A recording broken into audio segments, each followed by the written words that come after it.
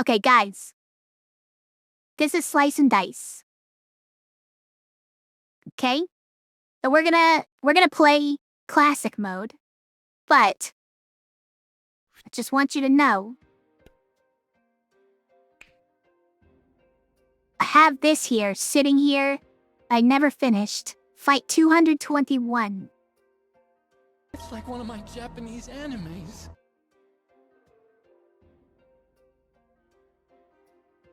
Fight 221 is a lot, by the way.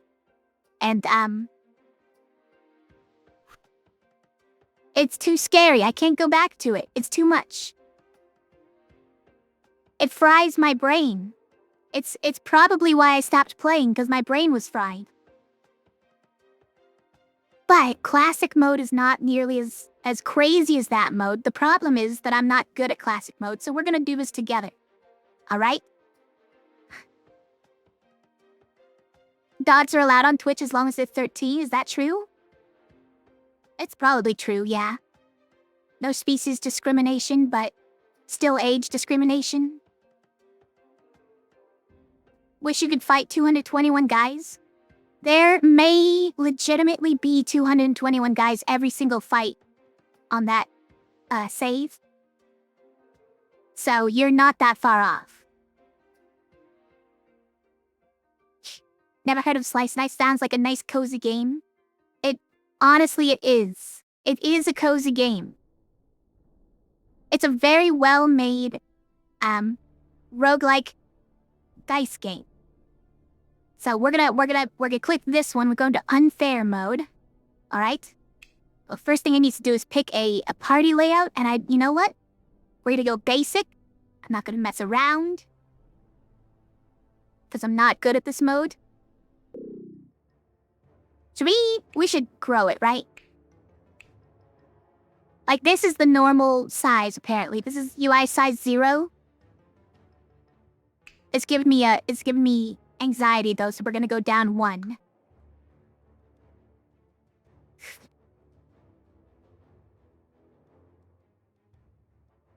The dogs also have to have parental permission, even if they're 13.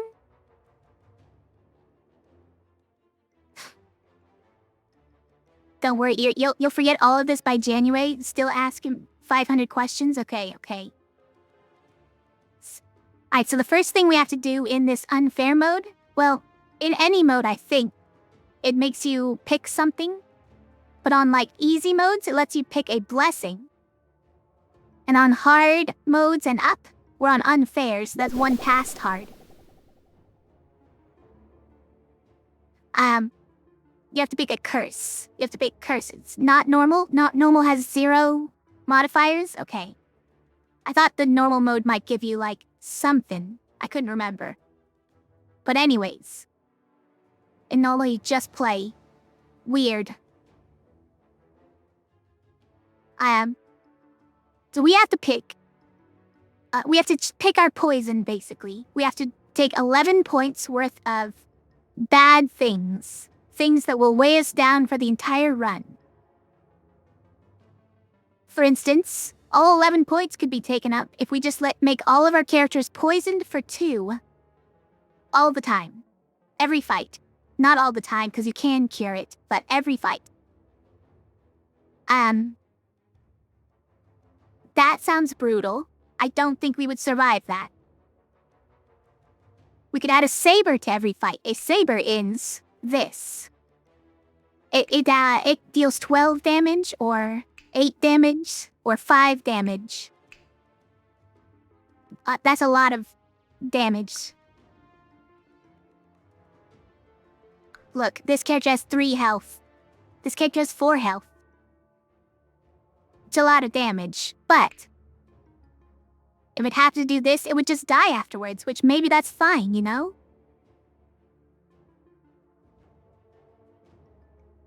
Myriad setting gives you 1 more point of curse, but gives you more options. Yeah, which is on right now, it's true. I think it's 10 normally, right? But there are fewer to pick from.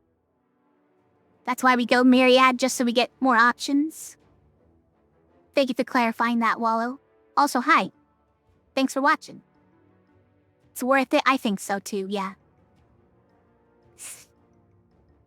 literally pick your poison, yes. Boss curse is pretty good because you start out with fewer curses. That's, yeah. It makes the early game easier, but, before every boss fight, you have to pick 3 points of curse, which means we'll end up with 15 points. We get only 8 points worth of curse now for 15 points worth of curse later. But, I'm pretty used to these 3-point curses. We've done them a lot in that other mode. So I'm considering maybe we should do this one.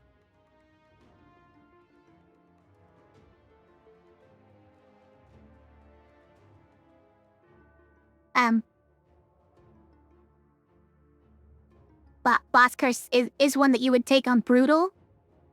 Is it? I do agree that it makes the early game a lot more tolerable. And the 3-point curses I know how to deal with generally.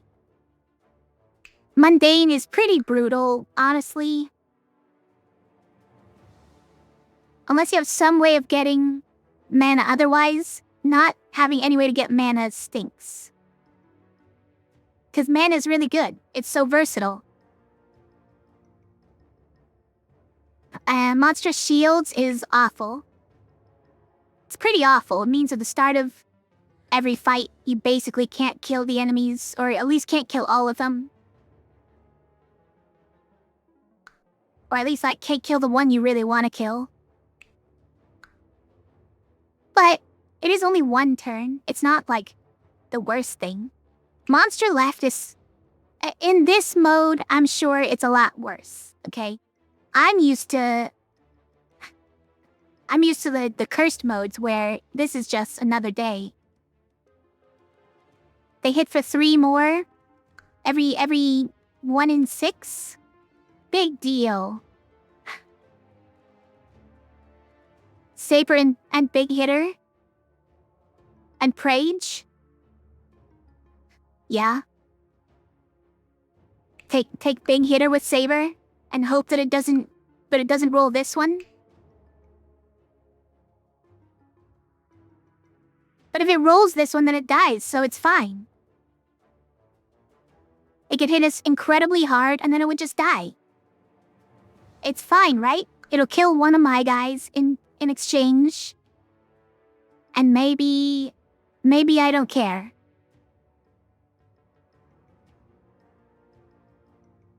Monster Left +3 is takeable, but there's some enemies who will just yeet you into the sun with it. Yeah, that's what I mean. In this mode, where you don't get to offset it with all the blessings and stuff, that Monster Sides Plus is really a lot worse than it seems like it should be. About turn 3 death. If we make it to turn 3, then anytime I use any side, my character dies. Does that sound fair, guys? Does that sound...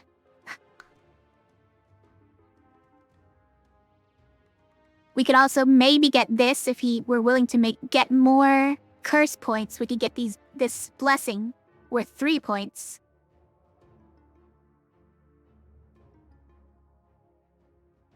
Sure? You agree, Scary Pastry? Okay. We should die anytime we use a side on turn 3? Sounds like a plan.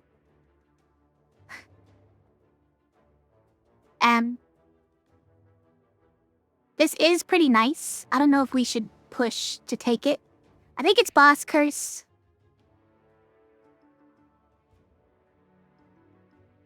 And then I guess I don't know what. It might be Monster Left. It seems like the most takeable one, honestly. Turn 3 death seems pretty bad. I agree, it does seem pretty bad. As long as you never have to make it to turn 3 though, and it's fine.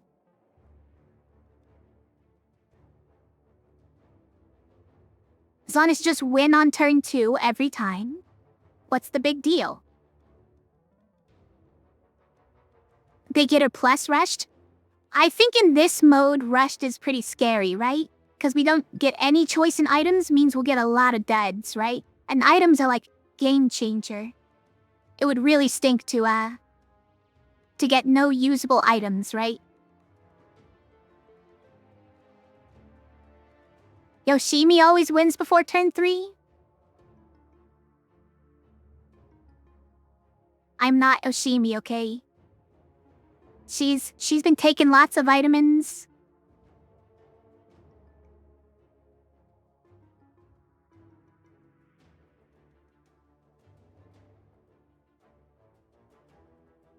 I think Big Hitter is takeable. But there's not really anything to pair it with. If I'm not taking Rushed.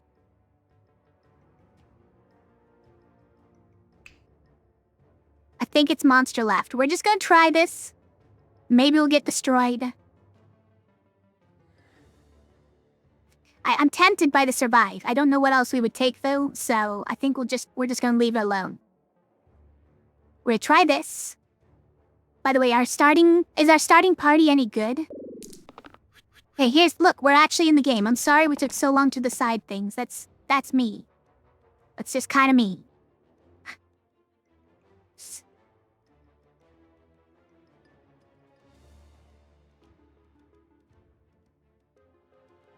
If I get a gray with Death Defy, and my orange has a dodge, in theory I can hold on for turn 3.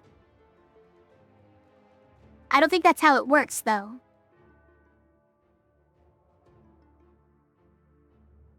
Medium Vitamin Redeem? But what would it do? What would a Vitamin Redeem do? Alright, we like this one. Okay, so this one gets us a bunch of mana in exchange for hurting the cultist. The cultist likes getting hurt though, so it's fine. Don't worry about it. And hurting others, because his spell, you hurt one of your allies in order to hurt the top enemy. Alloy is not good, but this is actually one of Alloy's better sides. Because it damages while shielding. The one shielding doesn't really help anybody. It might take this though. How about you? This is actually a pretty good side here. This archer is destroying our Lost. With the left side, which has +3 to it, so that's pretty rough. Oh, we had doubled? Yeah, the rat is also doing it. No, it's triple, you guys. It's triple. Yeah. Kragenex, said it and I didn't read it faster. Yeah, it is a rough first roll, guys. It's gonna be fine though. Probably. We just have to kill them. We just have to kill all of them.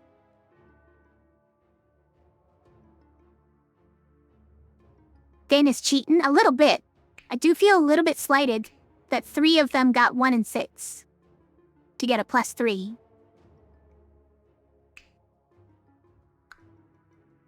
Okay, so those who have not seen this game, each of our characters has a die. What you can see here unfolded, this is it.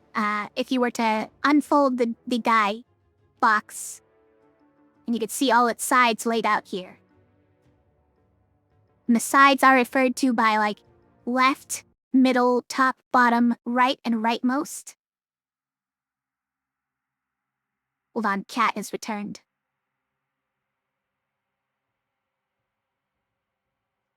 But he's not jumping up. I don't know what he wants. Cat, you're insane.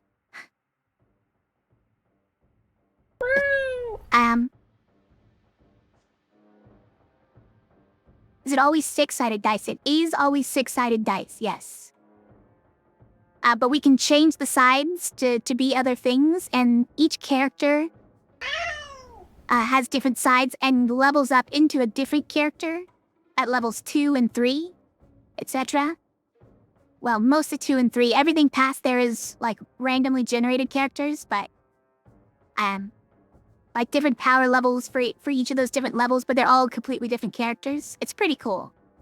Well, all completely different characters except for Dabble. The Dabble chain.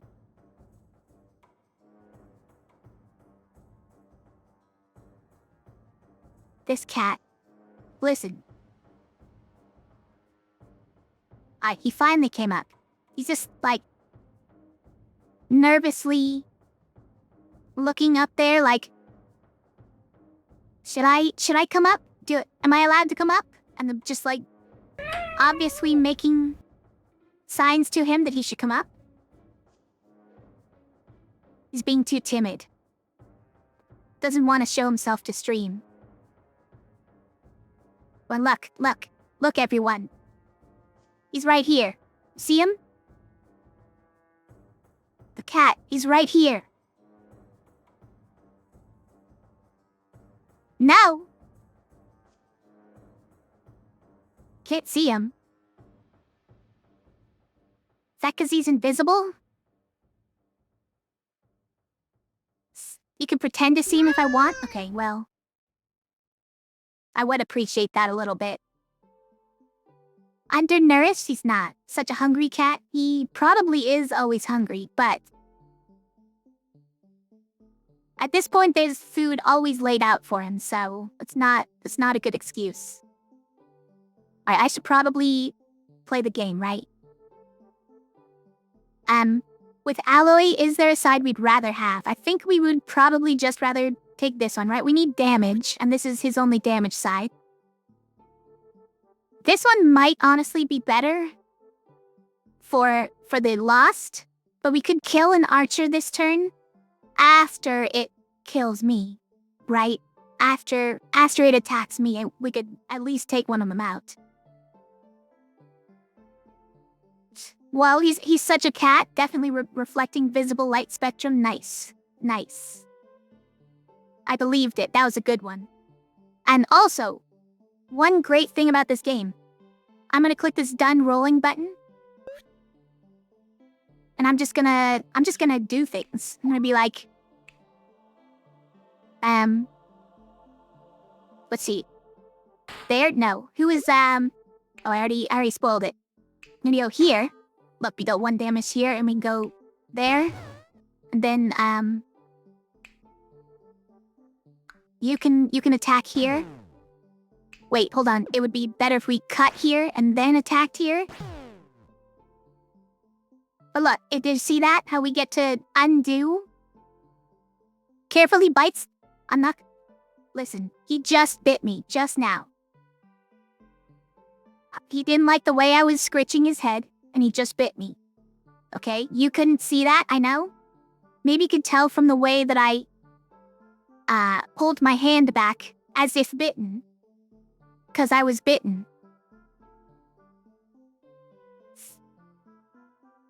But look, guys, then we can just undo. All the way to rolling and re-roll. Continue rolling. Amazing.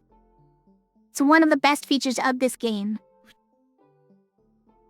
Is that if you don't like how the turn is playing out, you can just undo it all. Because all the RNG happens during the rolling. So you can just undo anything beyond that.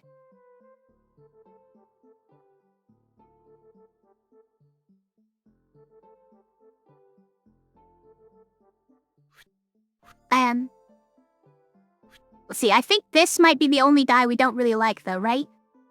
If we try again. So we'll do that. We'll do and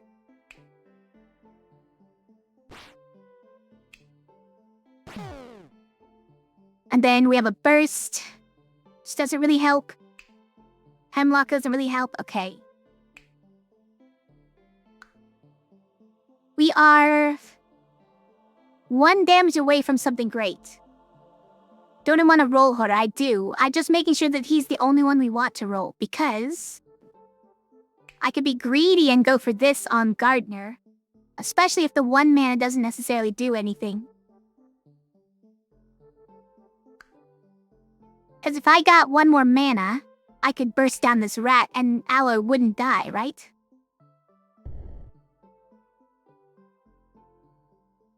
So that's what we're gonna do, alright?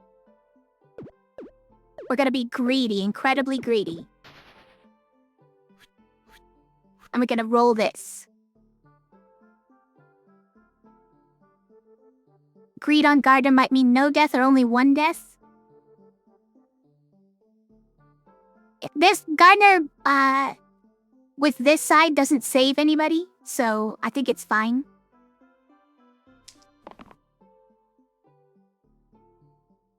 That's fine, right? That's fine, yeah.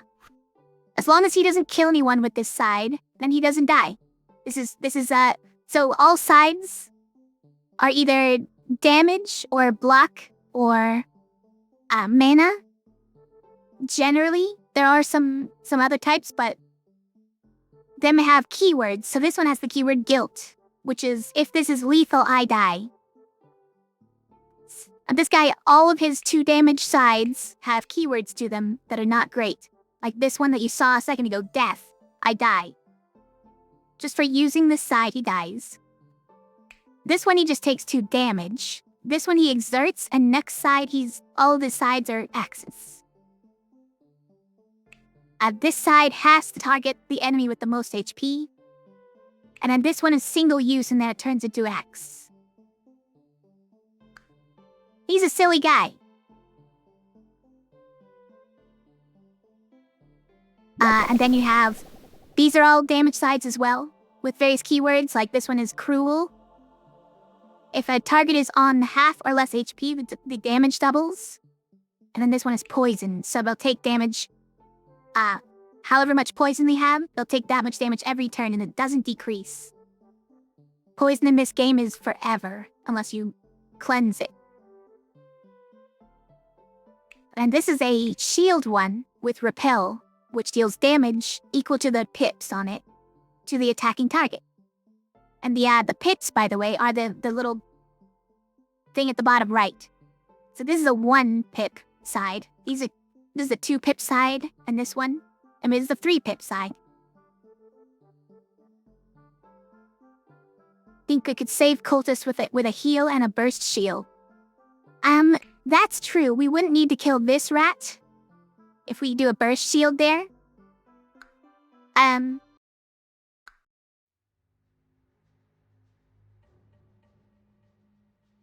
So let's try with this heal, huh? Maybe with this heal we can actually save everyone. Let's try. So if we go for this guy, no, this guy's going after cultists, so it's this guy. That's the one going after Alloy. And then we do... a shield goes there, right? Because we're trying to kill this archer. Go like that. Can we... No, we can't quite heal cultists enough is the problem. Forever for the fight, poison is? Yeah. So it's on your... Well, I mean, they're gone after this fight, but if it's on my characters, as long as the fight is over, the poison goes away, yes. But if you have a curse like poison 2, then it comes back next fight. The problem is cut, right? Cut only targets the top guy. And we can't hit this guy for any more. Don't have enough. And the cultist doesn't get saved anyways, so it's not quite there. What does Hemlock do? Hemlock was the 1 damage and poison, but single cast 1 time for the entire fight. So we could do that on one of these guys. But it costs as much as a burst, which is 2 damage. So if you're trying to do it for 2 damage this turn, it's probably better to just burst. Like, we could hit this rat with it, but he'll get off like 2 attacks before the poison gets him. Alright. So the healing is not enough, right? Healing is not enough because we can... So burst is a spell that either does 2 damage or 2 shield. So I can use it on my guys to shield them, or I could use it on the enemies to deal 2 damage to them. You'd sack Cultist? I don't know. Cultist is very strong. It's so much mana, but I can see where you're coming from because Cultist will be almost unable to use any of his mana moves next turn, right? Except, if we save this healing, he's got 4 health. He could do it next turn, right? He could get 1 more mana next turn. 1 more, mana side.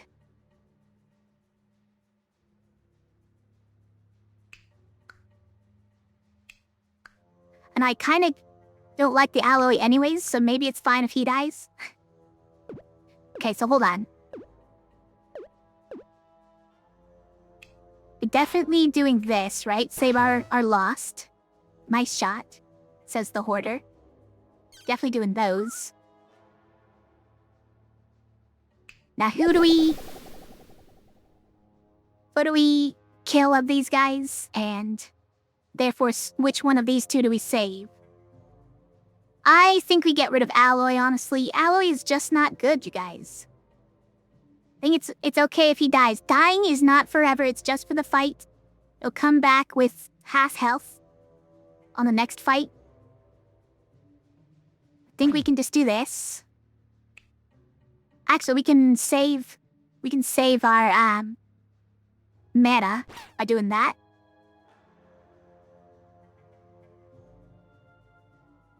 And then we can hold on to this mana for next turn, since it doesn't do anything right now. Doesn't save this guy. Doesn't kill this guy. So we can save until it does something. And just let Alloy die. Let Alloy take the cut. Oh, you're right.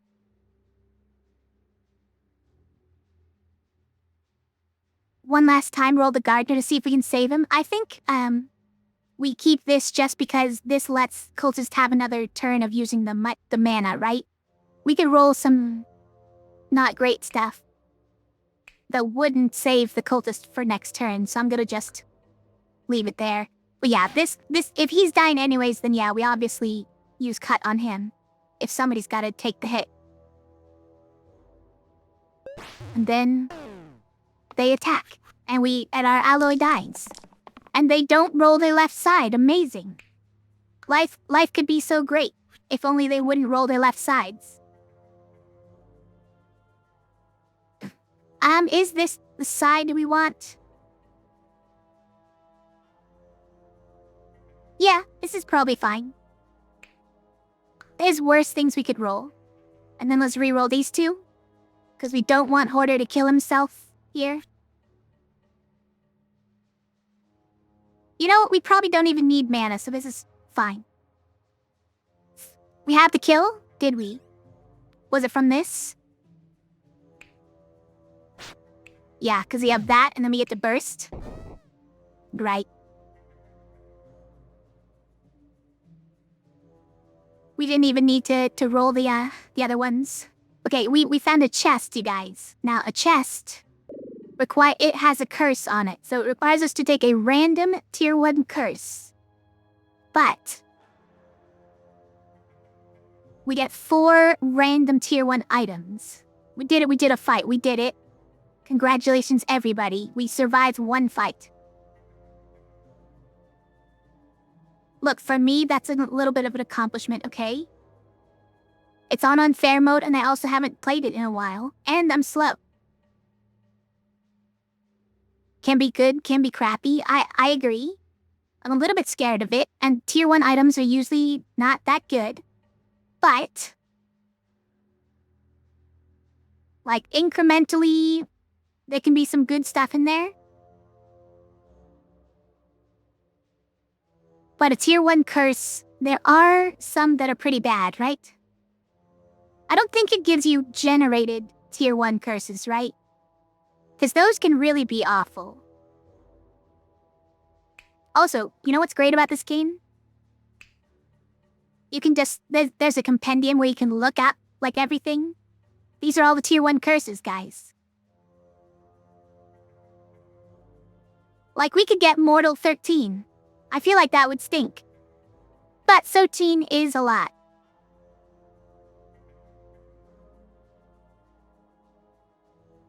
The curse is always the present downsides. Tier 1s are really good. Yeah, that's true. And they'll fall off very quickly even if they are good at first. Doom on turn 8. Bottom hero is poisoned for 1. What's Ouroboros? Imps replace the 2 right sides with summon a Hexia? That wouldn't be my favorite. Worst? Sick on turn 2, no burst. That would be annoying. Yikes forever.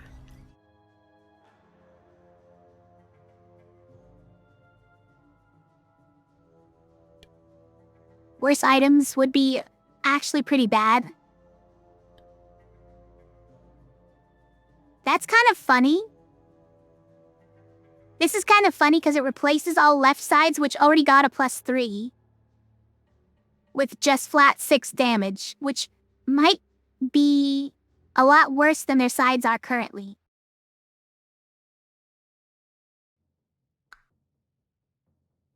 But I think generally these are not things we want, right? Monsters with 5 or less max HP regen. Monster left gets another +1. As better, yeah, when you have a +3, it would be a buff to get training. Yeah, I agree. It's only to hero-sized enemies, but still.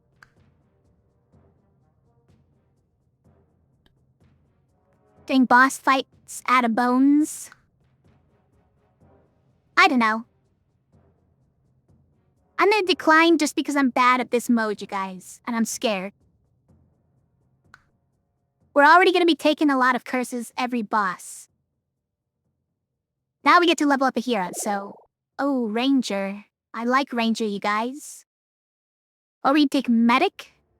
Medic has a cleave heal, which also heals the top and the allies above and below it. A 2 mana side and a 2 heal with regen.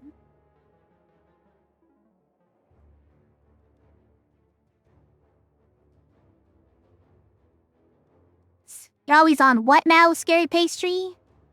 What do you mean by that?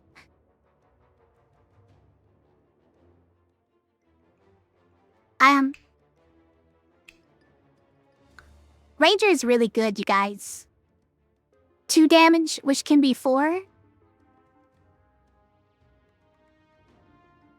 Maybe you misheard. I definitely didn't say it.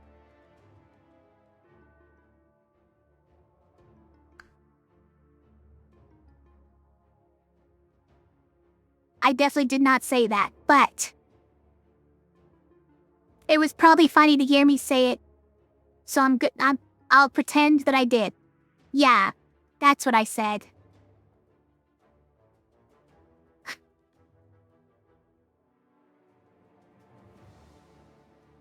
That's me.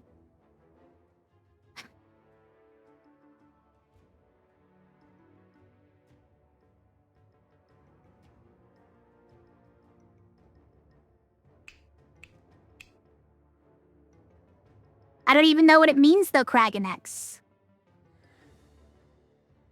You personally really like Medic? Which one was Medic's set it here to 4 HP? It can be pretty good as well. And I do like the cleave heal. It's a lot of healing.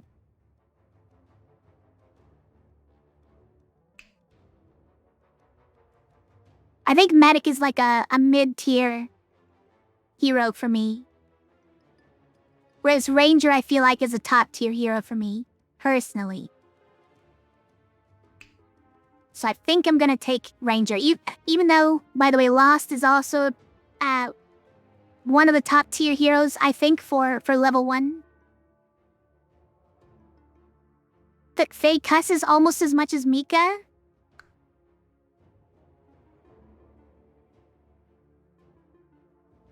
I guess technically that's probably true.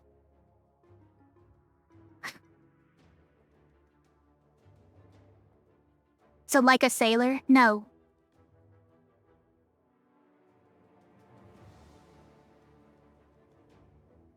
Like a boat enthusiast?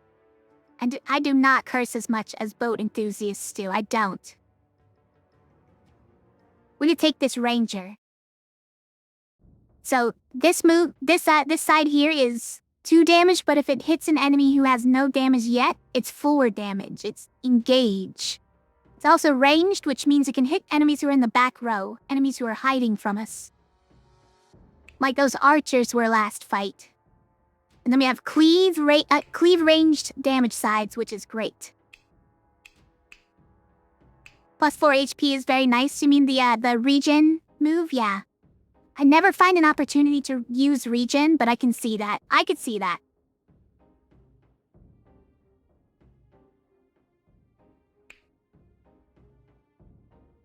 And then just a plain 2 damage ranged. I just like it. Listen, my opinion on everything in this game is also skewed heavily by cursed modes. So I'm probably like not even that good at picking my heroes and items, but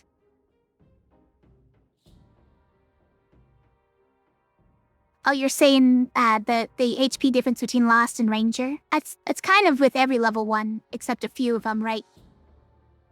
More HP, though, generally means worse sides, so... Or just like, you know, a level up. And look, this is the inventory screen, but we have no items to give them, so... See? No items, sad face. Okay. Let's go.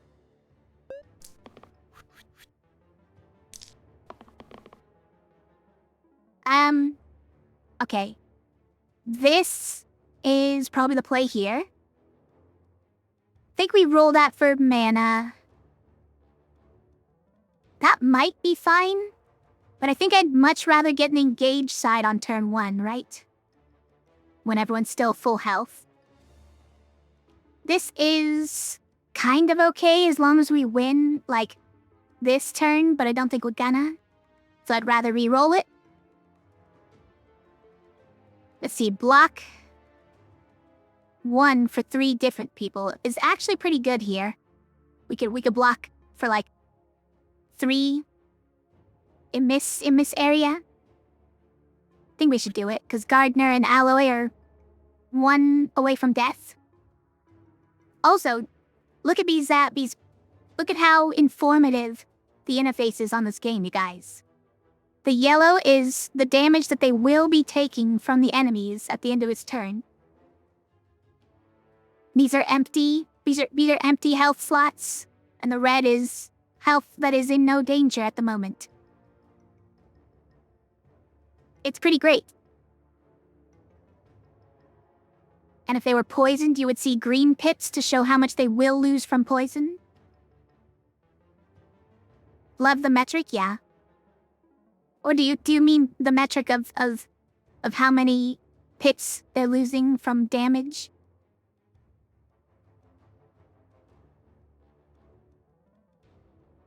Okay, we're gonna roll then. I do like dealing 1 damage across the board, but it ruins the engage as well. I think 2 mana we can settle. We can settle for this. The band, yeah, I know. I'm just having fun. Undoing the predicted outcome is something you wish you knew how to do and impresses you greatly. It's very well done. I'm always very impressed by how solid the chain of events is in this game.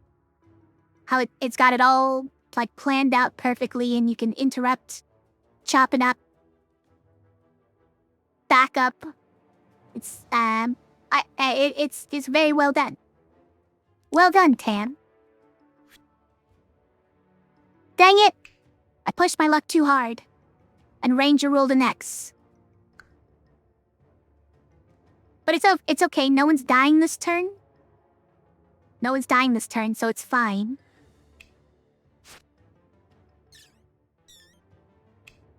Let's kill a bee. And then probably like use Hemlock on one of these wolves so that it eventually dies.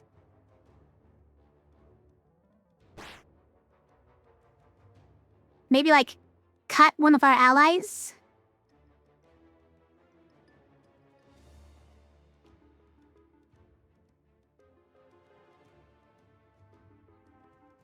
What, you were bamboozled by Faye being cool? You should have known that I knew that you knew that I knew it was the band. Sorry. I didn't follow that, but I appreciate being thought of as cool, even if I'm not. Fake cusses? Did I say something? Like, did I cuss without noticing? Dang it.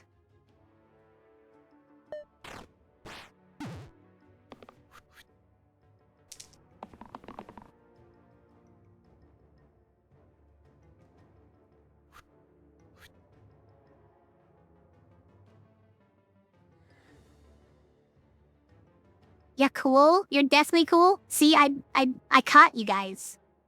I fished you guys into calling me cool, you see?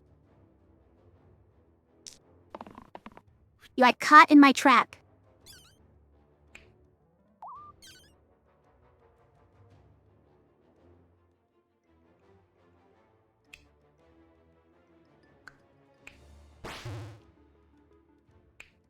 Again? What again?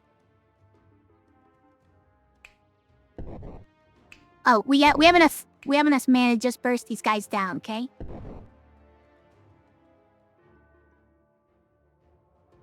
Can't keep getting away with this.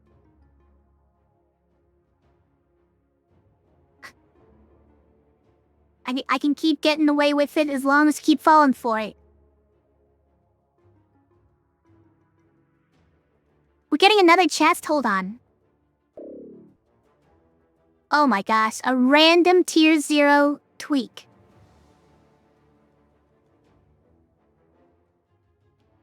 Guys. I want a Gamba.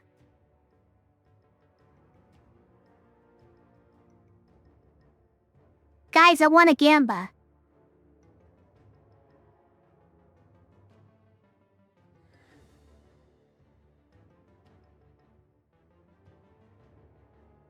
Tier 0 tweaks are usually really bad. Well, every tweak is tier 0, right? It's just, yeah, most tweaks are kind of bad. I've seen a lot of tweaks that are great, though. That's the problem. You never win at Gamba? You rarely win at Gamba in this game. That's for sure. Gamba in this game usually results in a lost run. But guys, I wanna do it.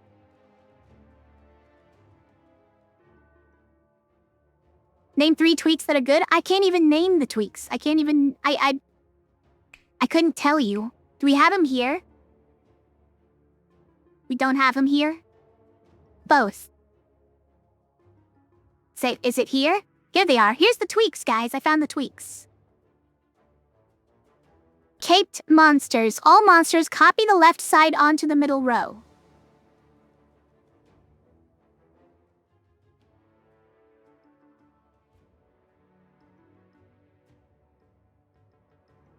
Okay. I want slightly less to Gamba.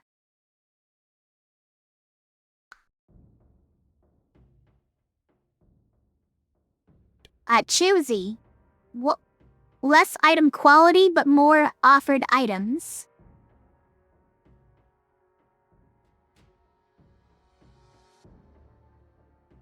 Mostly situational if you can build around the upside, yeah, exactly. There's some really good ones, okay? Choosy with a Z. 1 more item quality, but -1 offered item. I would take that. Crumbling Castle. All monsters get 6 more HP. But at the end of the 6th turn, kill all enemies, guys.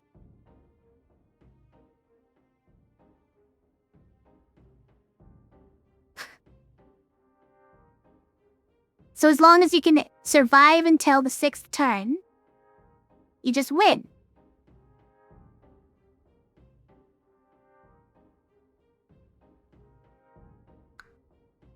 Crest. Oh, see, we liked this one before, but it was for very specific reasons, right? All monsters lose 2 HP, but the 2 HP that they have at the end of their health bar, after removing those 2, becomes stone HP, which has to be removed individually. In other words, no matter how much damage you deal, it ticks off just one of those stone HP. So you can deal 100 damage, and then you can start actually hitting their health bar, basically. But minus 2 HP is a lot. There's some guys who would be down to 1 HP, and then they wouldn't even have 2 stone HP. It would just be 1. That could be great. Sort of. You can build around that, right? Fingers crossed. All heroes add critical and fumble to the right side. It's only one side. It's not a big deal. But it's a 50% chance for it to have +1 and a 50% chance to be blank. Which I assume don't have to coincide like either or, right? So it's like you could just have a normal side. Or you could have a +1 side and then blank it out. It's funny. It is only one side, I wouldn't mind it. High roller. Add lucky and +2 pips to the top side, so that makes that the pips are randomized from between 0 and however much the pips say on it. But again, the maximum value would be +2, guys. Maybe that's good. Historical accuracy. Wait, what? Archer and sniper add ranged to all sides.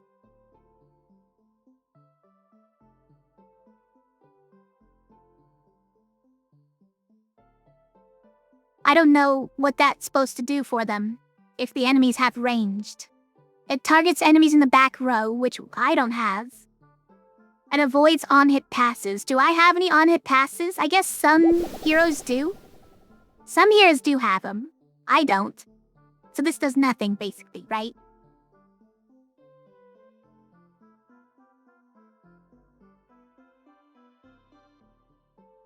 Cat is returning. Still hesitant as always.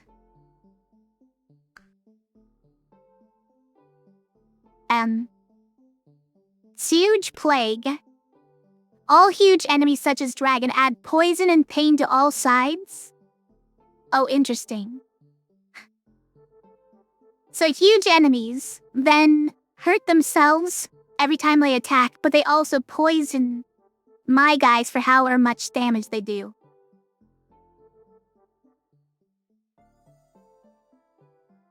That's kind of brutal. Insidious whispers. For all heroes, add enduring and evil to the left side. Keywords remain even when the side is replaced. Why? Why? Oh, but so that evil remains on it. Got it.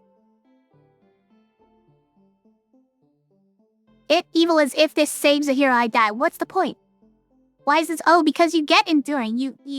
Enduring is still a nice keyword to have. You just wish that they weren't evil. Anytime they use this side, if they happen to save somebody, then they die from it. Feel like it's many tweaks that just kill you? It seems like it. Listen. It's probably a bad idea, guys. No fleeing. Sure.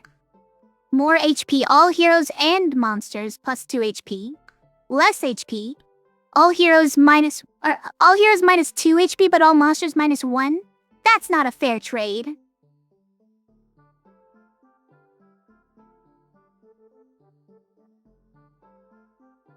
This cat. He's still just sitting down here staring at me like he wants me to invite him up. That's what I'm doing. That's what I'm doing, cat. Ting. All monsters have 1 stone health.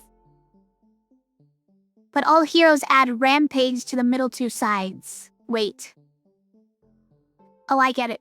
So, you can't possibly kill a monster in 1 hit. But anytime you use this side and kill a monster, it can be reused. We just can't kill any monsters in one hit. Funny, it's funny. I get it. Anyways, we're probably not gonna do it, I guess. Fine, I won't do it. Fine, fine. I'll refrain from gambaing. We can get a healing wand. Replaces the rightmost side with heal for 1 time. Or you can replace the right side with a 3 damage exert.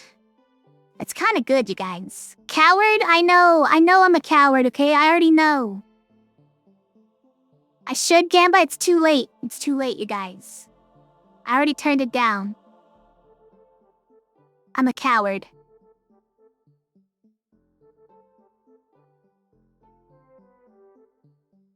This cat is ridiculous. He wants to come up, he doesn't want to come up. I don't know what he wants. He's just staring at me down there.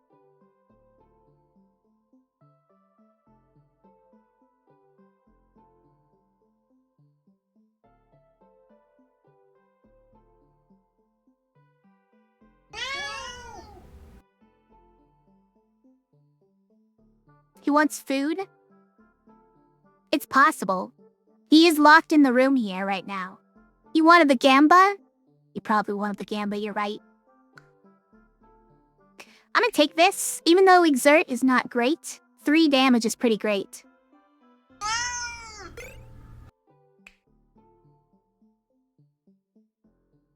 We give it to this guy, since he's already kind of doing that. Translates to feed me? Okay. Cat is doing her thing. She wants to sit nearby, but wants to be in the way. She'll get up and pretend to stretch just to stand in front of you. Yeah, like stand right on the desk in front of the screen, right?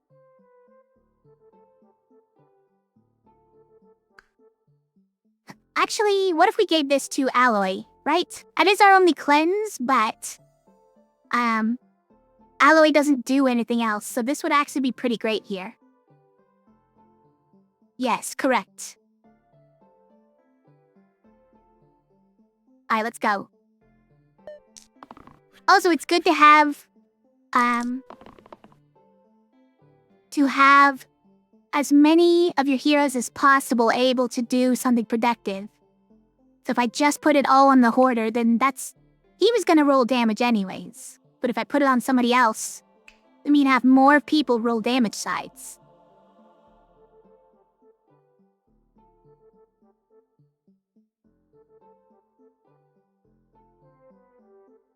Hi, this bee is doing a suicide attack on Alloy. For 7 damage? No, yes, 7 damage. But then he dies because he's using his stinger, guys. That's how bees work.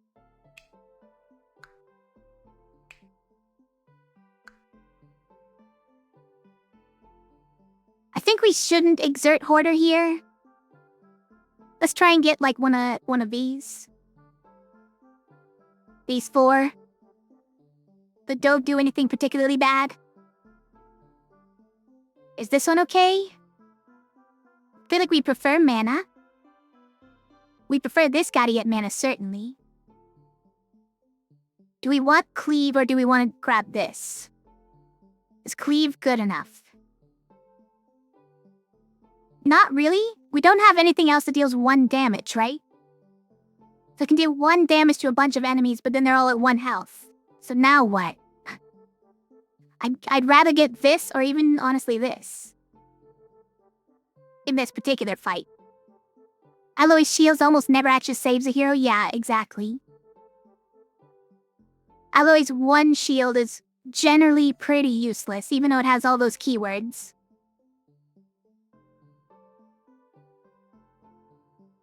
Come on.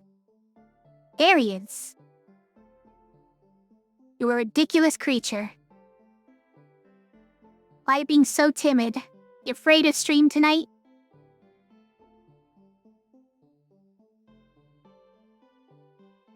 Maybe Alloy's just waiting for the right hero? That's deep, yeah.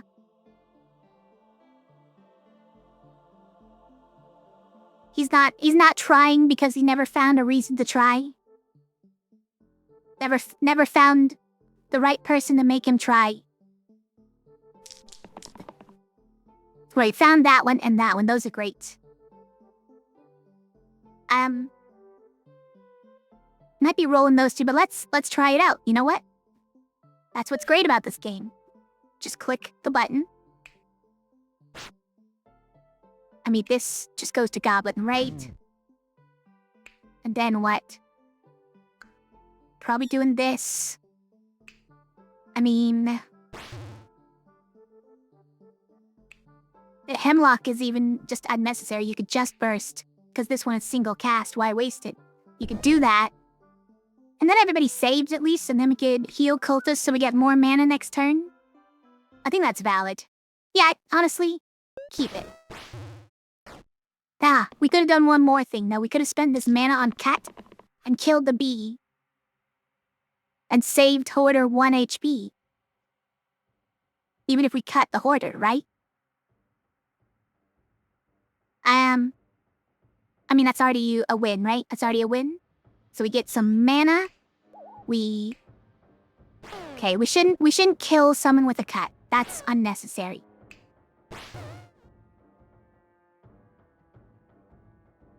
Bramble. Bramble is annoying, you guys. So this is a boss that has a trait where all heroes add single use to all sides. So all of my sides can only be used one time as long as he's alive. Which means that in order to kill Bramble, that the Bramble is kind of like a... what's the term? It's like a DPS check. If you don't have... if you can add up all the sides on your heroes, and they don't add up to Bramble's health, then you are not going to win.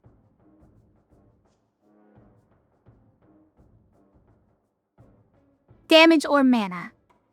Because mana can also turn to damage. So,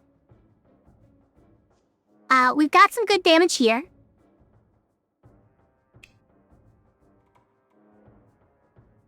Or you have some way to increase your health.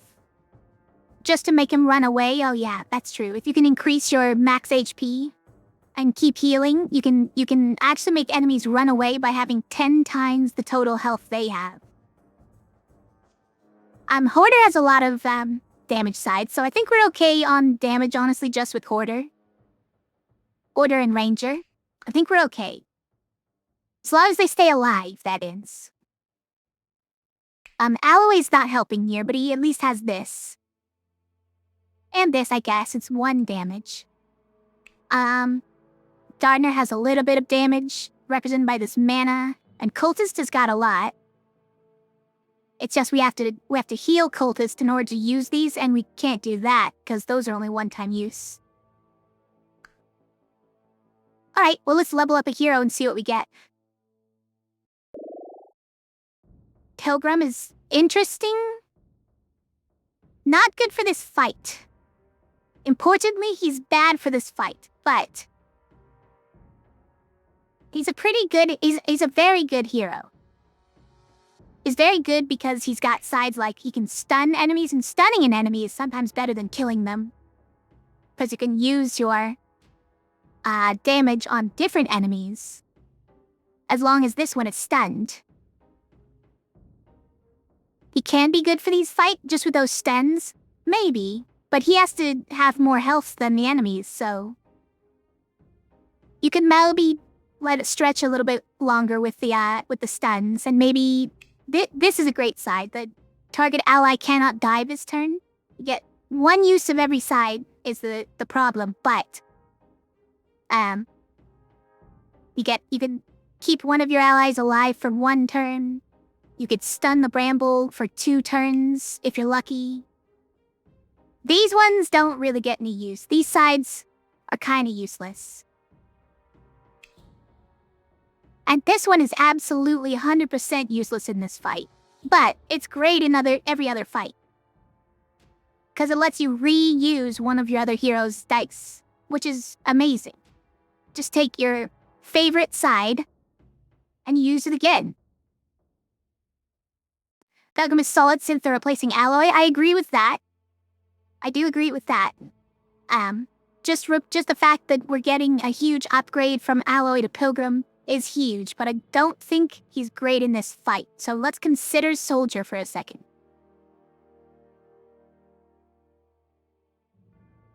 Armor side save cultist. That's true, yeah. For now, the armor sides could save cultist as well. So during this fight, it can replace healing in that sense.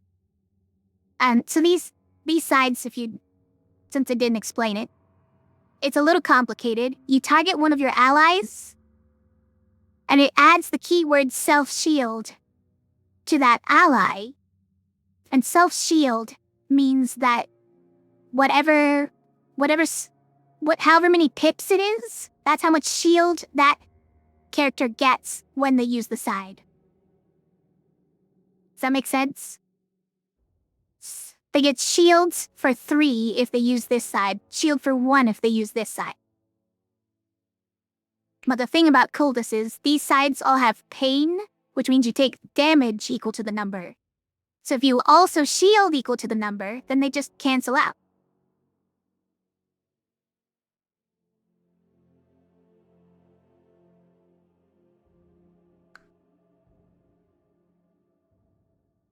Soldier has less damage than Hoarder, but does it faster? Yes, correct. There's less total damage in Soldier, but we have these 3 damage sides, which will get it done faster. So, it's worth something.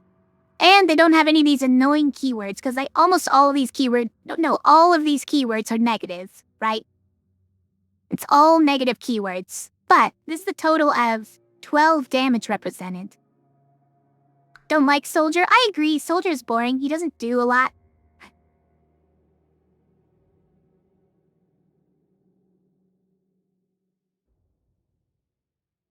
But yeah, this Hoarder has 12 damage, Soldier has only 10.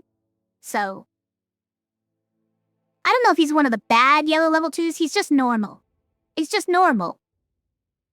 Very consistent, yeah, that's what I think. He has no keywords, he damages, he shield. He protect, he attack.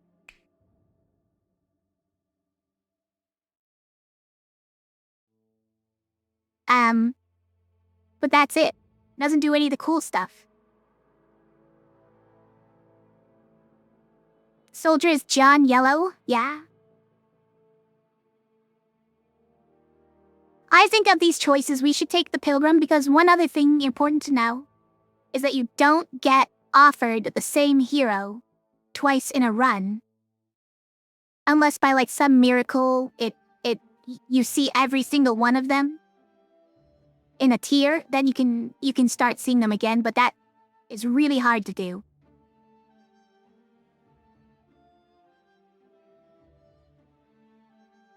And I love Pilgrim. He's gonna be great in other fights, and I think he's okay for this fight. Especially because he's replacing Alloy, who's not gonna be doing much this fight anyways. So, yeah, I think it's probably Pilgrim. Now, the hard part. We have to take a curse, you guys. We have to take a level 3 curse. Okay, so. Ow. So this one is top D level. If this was a level 1, I would honestly take it. But this is one of the guys I already leveled up. This would take my level 2 back into level 1. And honestly, a level 1 orange is so much less damage on average than this. Way less damage on average. Hey, No Pointer, how's it going? It might actually lose us this fight. The other one is Monster Regen +1. All monsters get regen, and during this fight, that is brutal. Because again, this is a DPS check fight. If you don't have the damage to defeat Bramble, you're not going to win. If he's regenning the whole time, and I run out of sides, that's pretty bad, you guys. But maybe we kill him fast enough. Maybe we just kill him fast enough.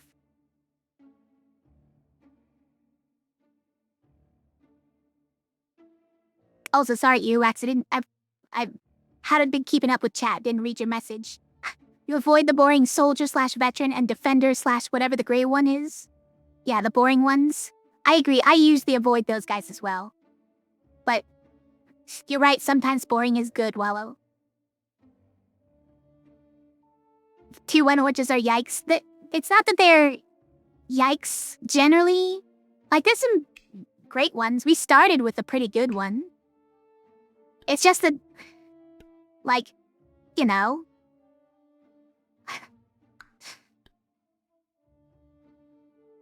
There's a lot of not good ones. This one we already saw, so we might not even get this one, right? Although I bet a D level is completely random, right? I bet it's completely random. We could get lost again, but still not what we'd like to see. This would be awful. Scoundrel represents only 2 damage. Well, a little bit more if this goes off, but Thief is also pretty bad damage-wise. It's just they have so little damage represented on the sides generally. Is the real problem there, right?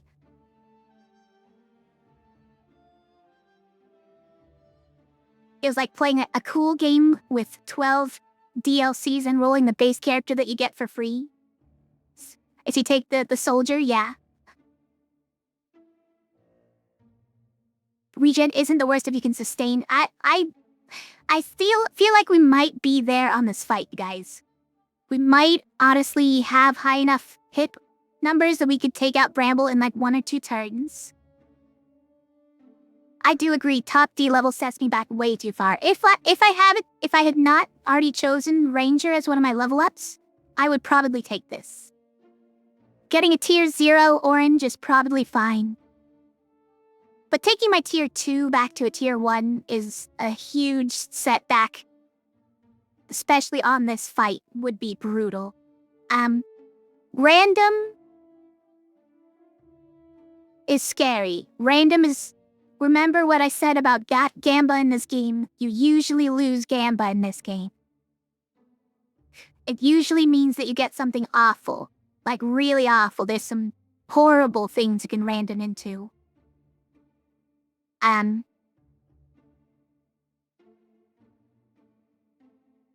Like, remember at the start of this run we saw turn 3 death? Yeah, you could random into that. There's even worse than that, right? Spider Soul is a tier 3. Spider Soul is a tier 3, guys. Which, admittedly, is not as bad in normal mode, in classic mode, as it is in cursed modes.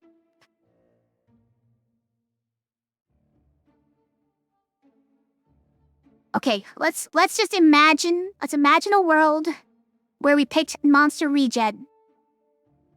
Spider Soul Woo? No, not Woo. We're not going for Spider Soul.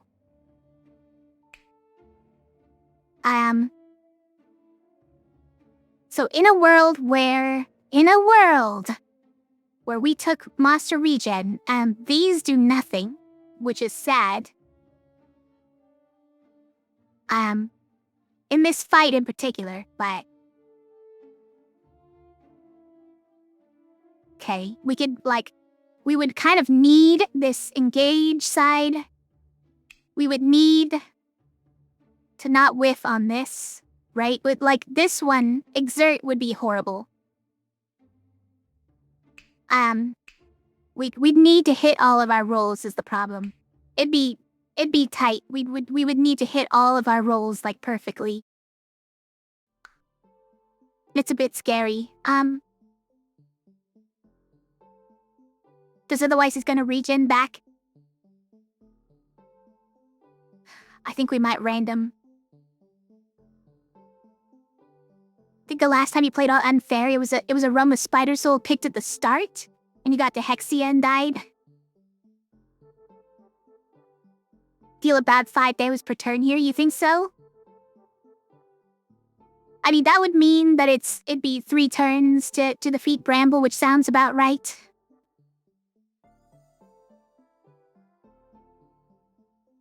I don't know. Could we do it?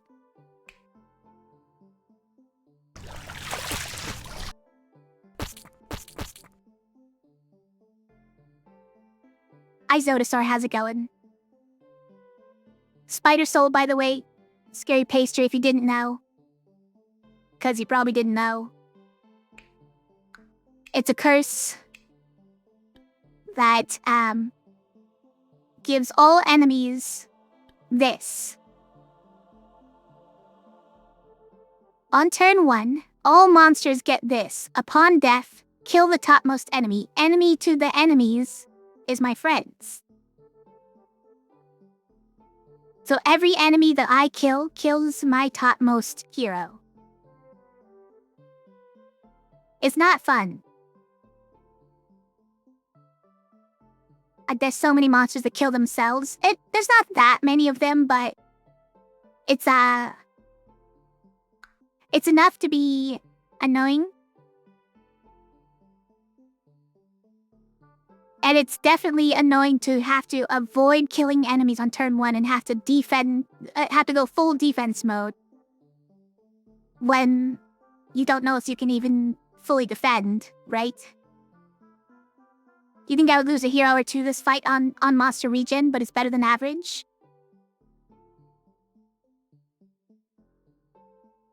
It's scary. I'm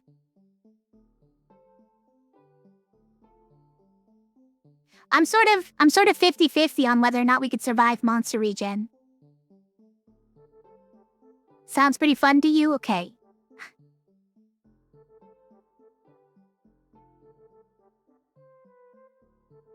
It's a notorious curse to me and on this channel because on cursed modes, which I usually play,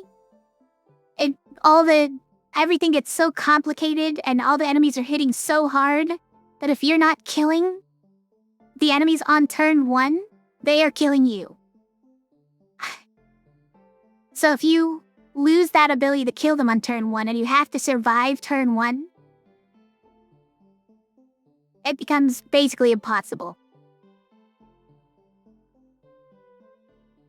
Days, imps, seeds, Ka eggs, and sabers all kill themselves somehow. True.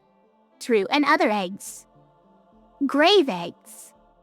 No, grave seeds? It's grave seeds, right? I think. Everything else has an egg? I forget.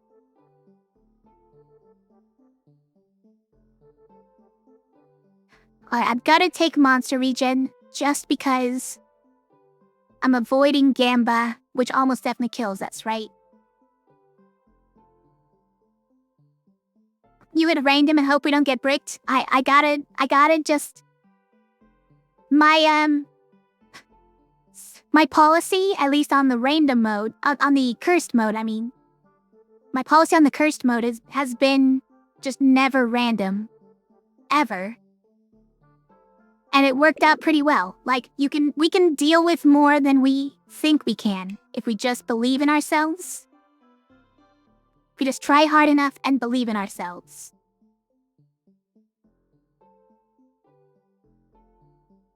Random is not as scary in the smoke because you don't have to live with a mistake for that long. That's true. Might not have to live for it very long at all.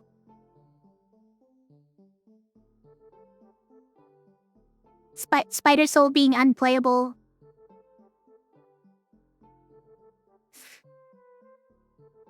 What's the ending to that sentence?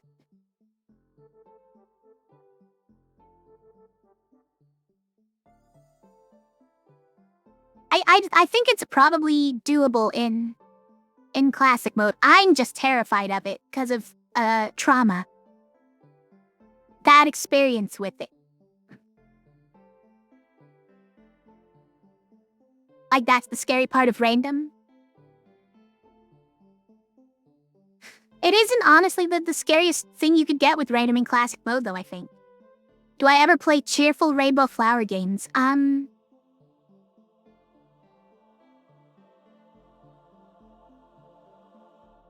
I guess not.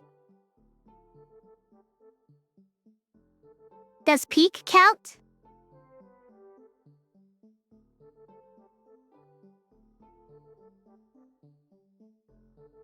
I have a bunch of them. I've been thinking about starting to play like a cozy game. Something that I could just like turn brain off and play something flowery. Witchstone is kind of flowery, a little bit. Yeah, there are flowers in it. They're not cheerful flowers though, I will say. This is clearly a cheerful rainbow flower game. It does, in some sense, but I mean, the cultist is smiling. The bramble probably has flowers during some seasons. Just not right now. Rainbow is a keyword in this game.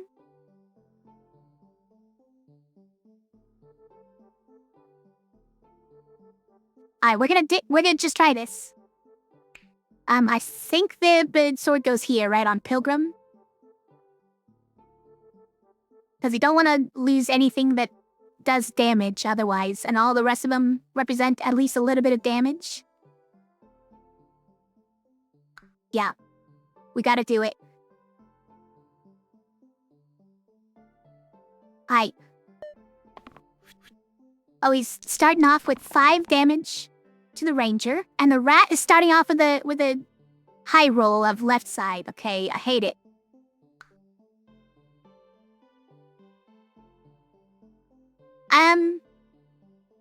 Where do we go with this then? Let's start with that.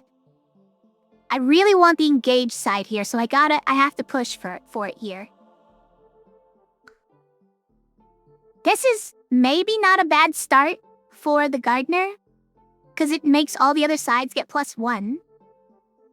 It might be a great start for it, but do we need the mana urgently? Maybe not that urgently if the cultist rolls correctly, right? So let's do that. Do we need this?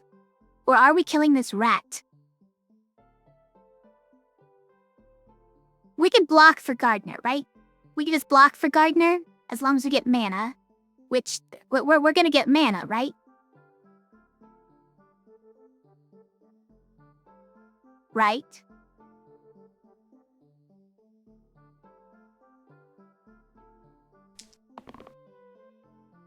We got mana, we got engaged, and we got this one. We can use this to kill the rat. But it does mean that the bramble is not taking that 3 damage, which is annoying. Wait, now this definitely goes here. This one's gotta go here, right? Then do that and that. Do we kill the rat? We're so close to killing Bramble, though. We could kill Bramble this turn. But the rat survives and kills Gardener.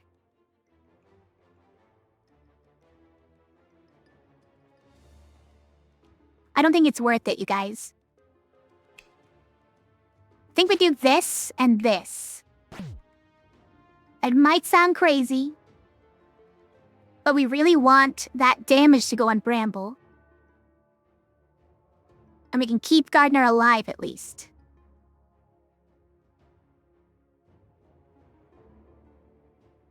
Now the problem is, we have to deal 3 damage to Bramble next turn. Do we have... Can we access 3 damage easily? Not that easily. Pilgrim will be out of commission for next turn.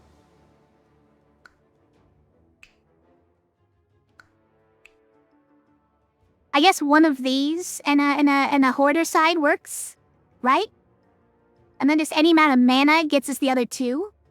Okay, I think we can get this. Oh, this is madness, not a different boss. True. Like, literally, yeah. Because he's no longer the Wendigo. Used to be called Wendigo, guys. Now he's just madness.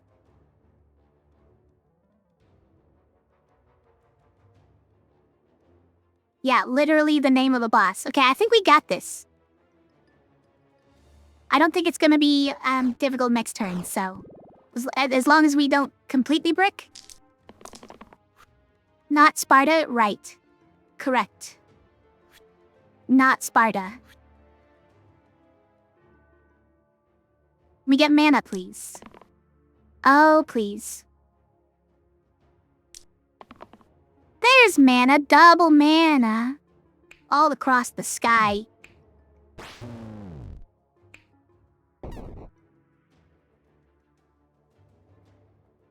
There we go. We have defeated the boss.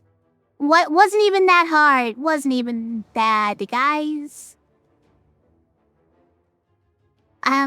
Let's take an item. Golden thread or rain of arrows. Rain of arrows is weird because it duplicates one damage range to all the other heroes. But do I want them to have that? I don't know. It's only 1 damage.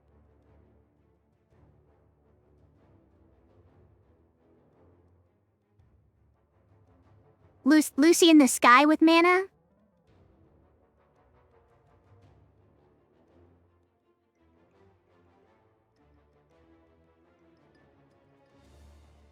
Music for Bastion, yes. Yeah, correct. I do like it. And this one is +1 to all non-damage sides on a yellow hero. So we can give it to Hoarder. And it would do nothing, because Hoarder has only damage sides.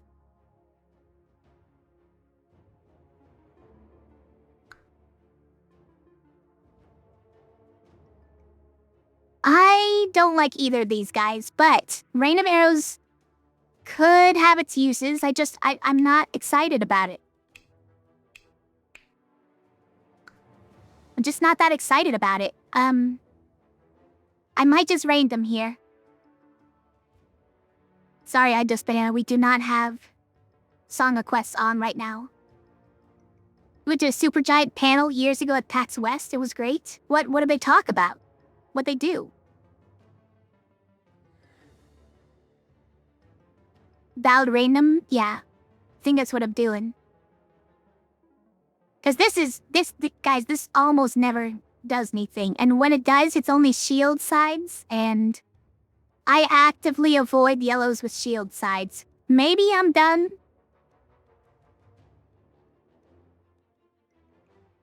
But I don't take my yellows for their shield sides. I don't.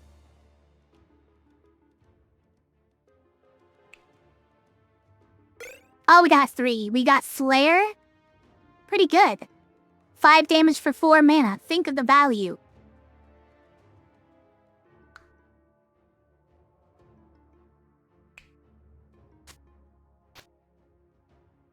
Let's put that on the Hoarder. No, on the Ranger. The Ranger casts Flare. This is before Hades came out, when Pyre was popular. Was Pyre ever popular? Hold on. They talked about their development process, about their music and stuff. Supergiant just has the best music in games. I feel like that's hands down. Remember when the tier 1 mage had that? I do not remember when a tier 1 mage had 4 mana 5 damage. Was that a thing? I do not remember this.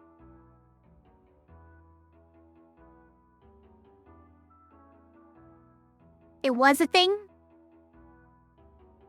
So long ago, it's been wiped from my mind. Got to meet Logan Cunningham, who voiced the old man in Bastion. Yeah. Among other characters in their other games, I didn't know he'd done other voices in their games. It was in 2.0? Okay. Just Mage had that spell, okay.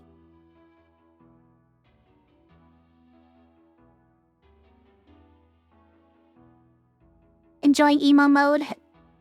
You don't even have to gamba for it? He's voiced a lot of characters for one of one of your other favorite developers, Watch It Eye Games. Never heard of them. What did they make? Alright, let's see what this challenge is, you guys. So this is... if we add this monster to this fight, then we can get these items immediately. Before the fight, even. These are not good items. I mean, they're situational, like most level 1 items. Bark skin is not situational. Bark skin is just pretty much always bad. Frankly. It means you can't shield this character, but they get 2 HP. 2 more HP. This one just reverts all your middle column sides into whatever they start at for that character, which generally doesn't mean anything. My face is situation. Your mom is situational.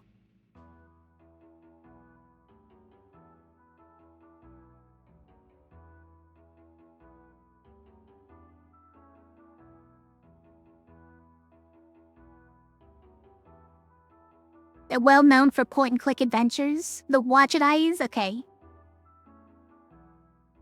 I'm sorry, it's too harsh.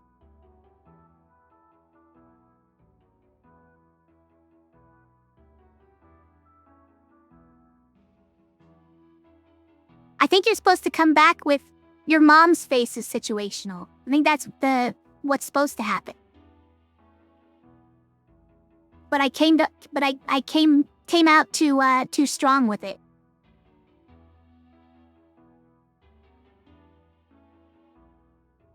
Buckskin on Pilgrim isn't the worst because of the death prevention? Maybe. Fletching is a decent side. This means that you can let anyone's left side that you add this to hit the back row. It's just that there's not that many back row enemies to hit, so it doesn't always mean anything. And we already have Ranger for ranged. You're broken now? I'm sorry. I shouldn't have done that. I think we're gonna decline this. For one thing, adding a Slimer to this fight sounds scary. We've already got a couple of annoying enemies here. So I'm gonna decline that. Don't know if you can handle it? Yeah, exactly. It's a net benefit for one hard fight, yeah. Obviously it doesn't hurt anything to get free items. It's just, the shade is pretty difficult, frankly. Like, he's probably gonna kill one of my heroes, I feel like. The chest hits really hard. No, it doesn't hit really hard. He does annoying things, right? He does petrify, he summons slimelets.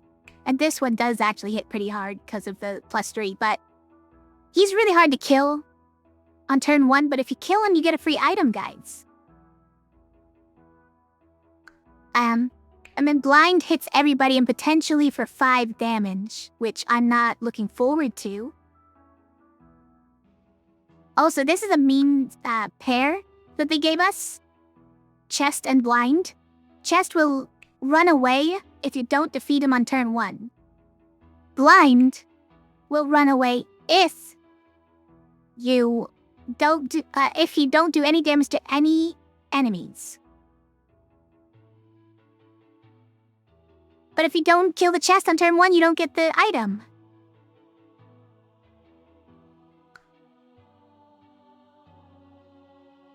Anyways.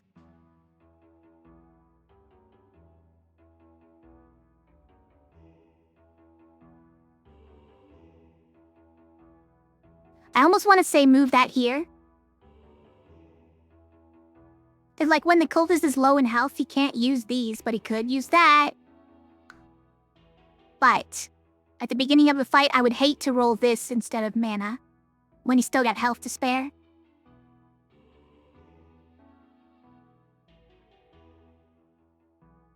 Well, let's just not roll it then. Let's just not roll this at the beginning of the fight. It's fine.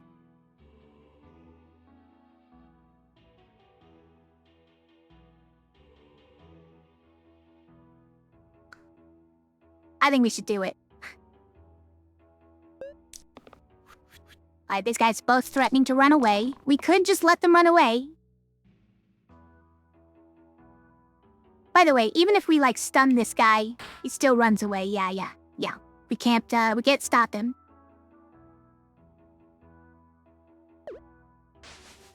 I do think I should take this. We at least stun Shade and deal with him later, right? As long as we don't roll... but 6 damage blind, we're okay? Yeah, I was terrified of that, right? But it's 5 damage, but still. Terrifying. 5 damage to all of my heroes. Then we would just have to stun him, though. It's not that big a deal. Do we keep this? Oh yeah, we have Flare now. That's fun. Let's not push our luck with that, I think. Cleave, I think, is actively bad here. We do only need 1 damage on chest, but if we deal 1 damage to Shade, then he... So his thing is... each of his HP is this symbol, which means that he becomes immune to all damage after that when you hit him. So, when you remove that HP, he becomes immune to all further damage. So, all of his HP is that. Oh, we can't deal 5 damage all at once except for with Slayer. Are we doing Slayer, you guys? Stun, blind, and everyone survives. True. It's just... I would prefer to kill the chest and get the item he's hiding. I don't think it's a big deal if blind stays alive, honestly. Like, we just handle it next turn, right? Just next turn we'll not deal any damage and he'll run away. For now, I want to kill the chest. If we can. So how do we do that?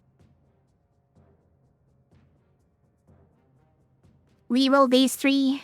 Do I need to reroll this for a 3 damage? No, probably not.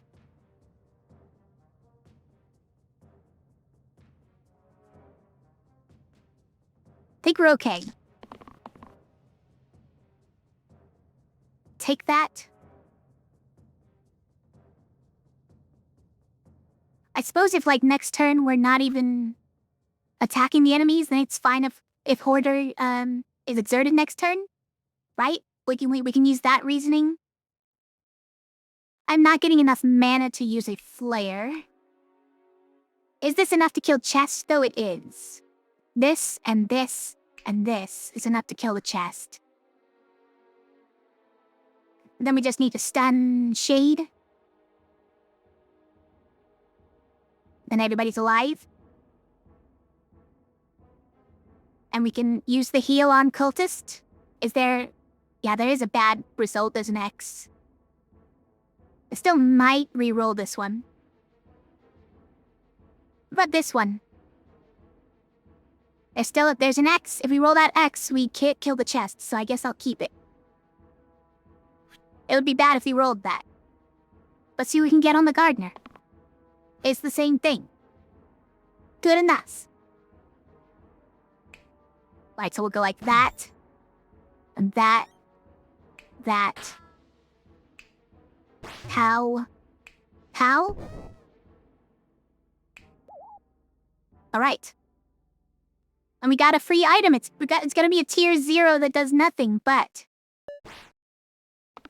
Important part is that we got an item. Holy crap. You're dealing 5 damage to everybody. Don't do that.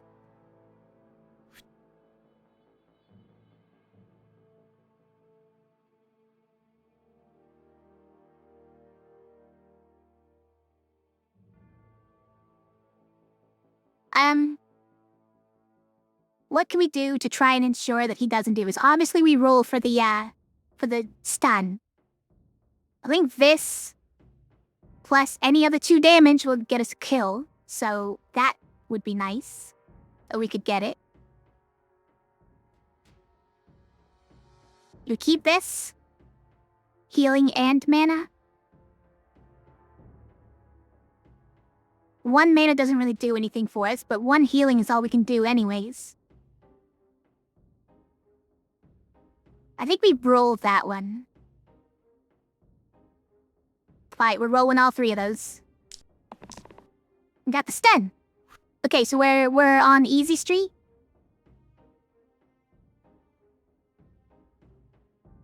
But we do want 2 more damage to take out the blind. Or we just don't deal any damage. Hold on. We just don't deal any damage. And we stun this guy. Right? If we stun him, then everybody's alive? Correct. Sweet, says Hoarder.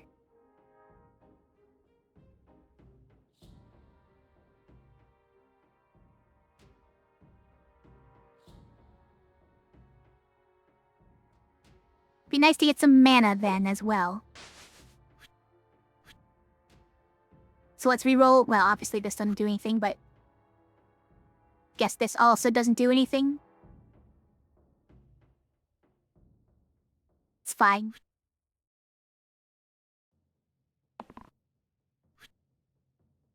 Well, whatever. Okay, so stun this guy.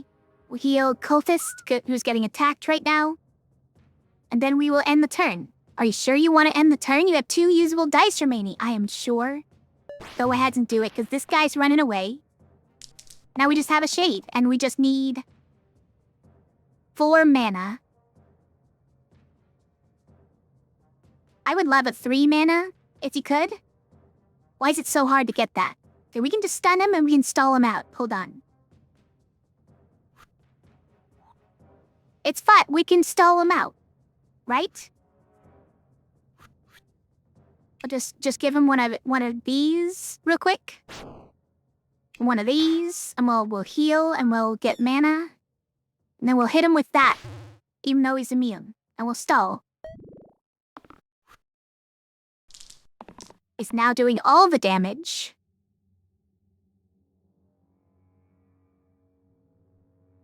Oh, we have it. We have it actually. Watch this, guys. Hit him with this. He doesn't turn immune because that regenerated health wasn't this shape. And then we hit him with this. Amazing. I saw the line. Okay, wait, here's a random item. Ice Cube, actually, pretty decent item. I mean, situational. Very situational, but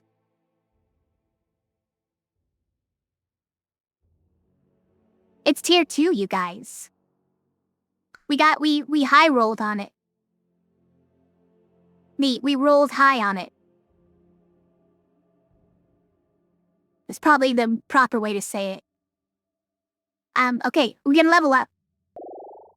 Herbalist, ooh. Herbalist is nice because Vine is a great spell.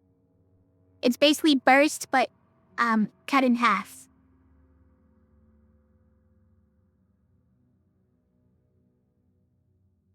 So you can deal your damage in smaller increments. And there's also a poison attack. There's more, 2 mana sides. And there's heal 1 and regen, which admittedly is not amazing healing, but this is amazing healing. Right? This side never really gets used, the growth side. It's, I'm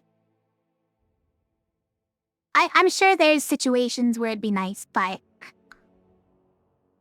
Ice Cube on Glacia, oh, you're right, that's pretty good.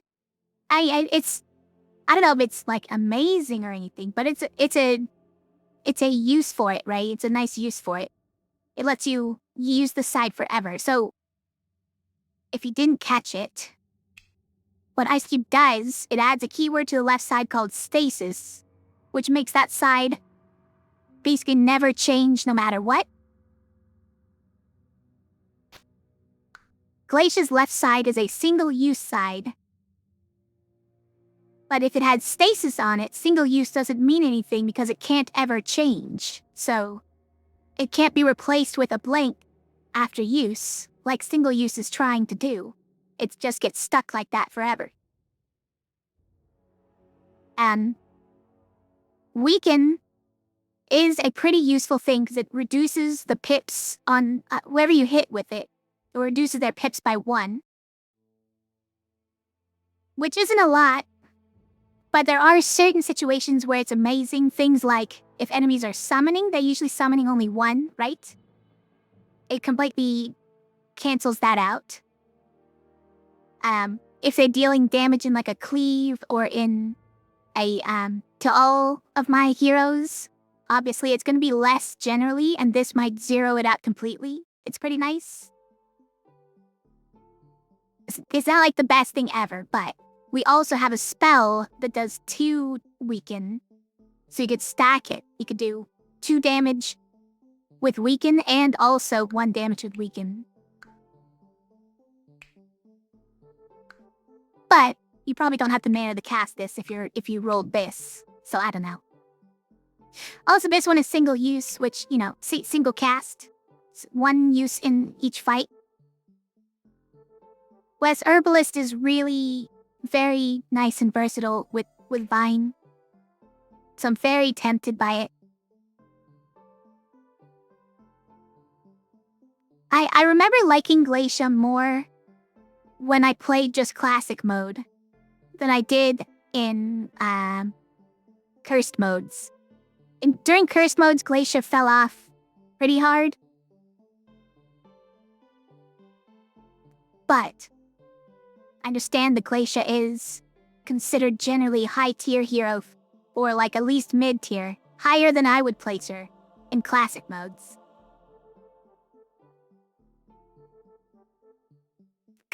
Consistent and have high HP. Yeah, she does have, or he has 9 HP, right?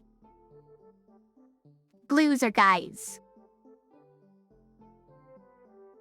Is my reading of it.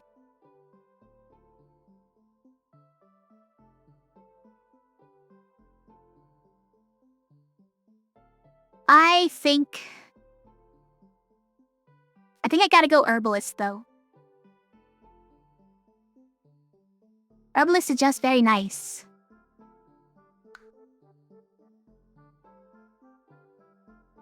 Am I gonna find another use for the ice cube, though? And is that important?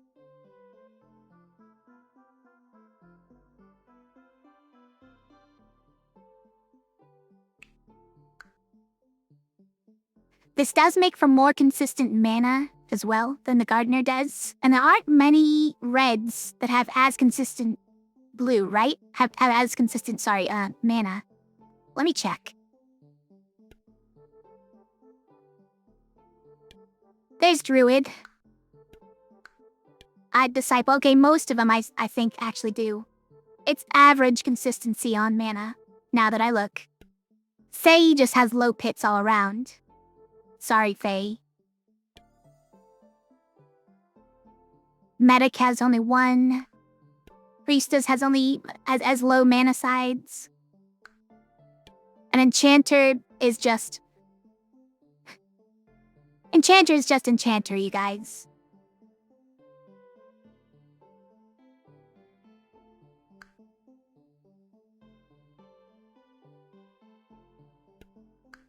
What if we hold out for Druid instead, you guys? I do like Druid. Balance is a great spell. She's not amazing at healing. I don't know why she has a shield and an attack. They usually don't get used. But she has balance, so it kind of balances out.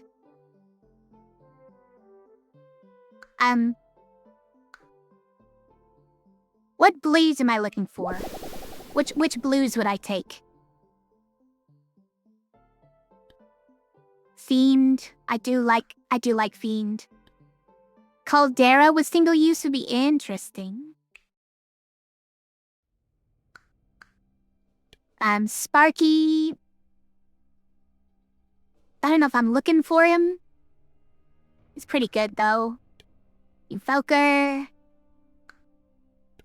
Seer. Seer is usually nice. I don't know if I'm exactly looking for Jester. Maiko I don't care much about, but think about putting Ice Cube on Maiko.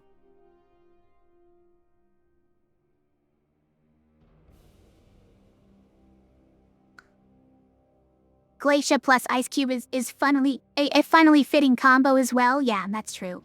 We take it just for thematic purposes.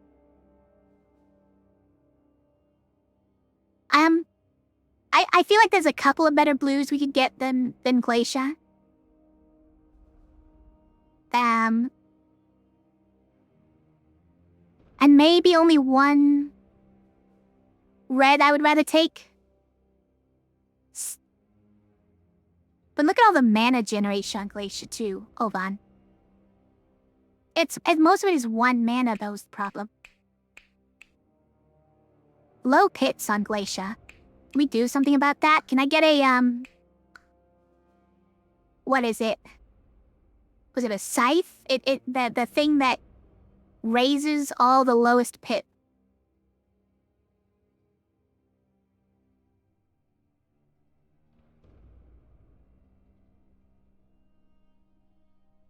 More important question you think is do I want to keep Gardener or Cultist?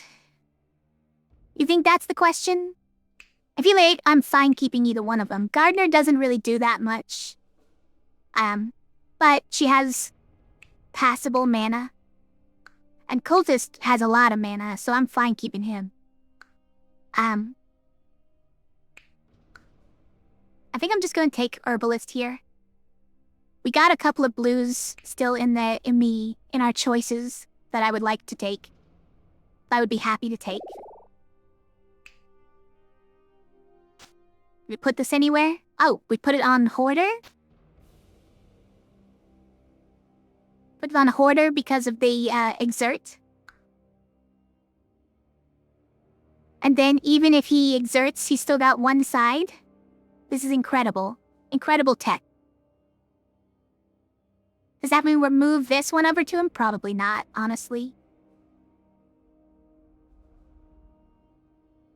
Yeah, probably not. Does that mean the cultist gets that instead? So the cultist can hurt himself even if he exerts? I mean, I don't know. Probably not. You were gonna make pasta 4 hours ago and didn't? Wait, what happened, Wax?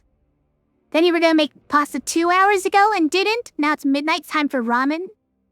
Oh no, you've resorted to ramen. I'm sorry to hear that, Wax, but thank you for semi-larking.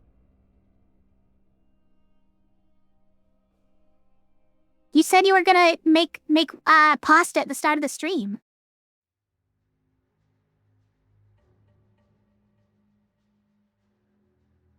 Alright, now, interestingly, we can finish this fight if we,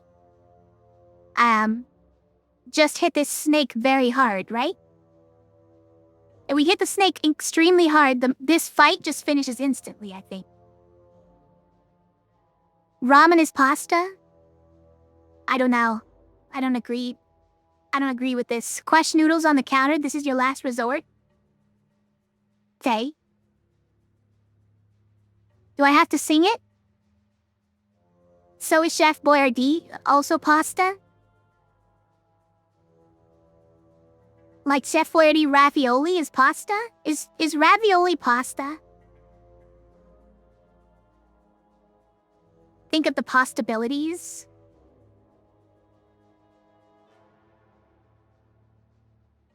Like, think of how many different things are pasta? Is that what you're saying? I have to sing it? It's gonna be really difficult with this music playing is the problem.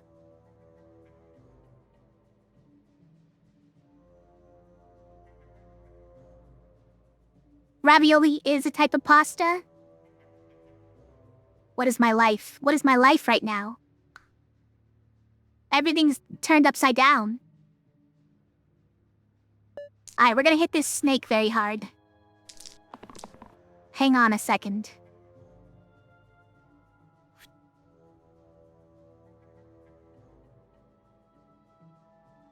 Alright, we just need enough mana for Flare, and then we need to hit him for 4. Right? And then we got it. If I got this, that would be 4 already.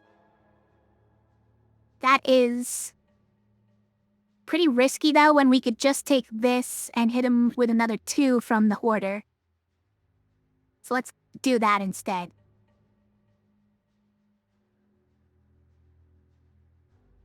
I love this song.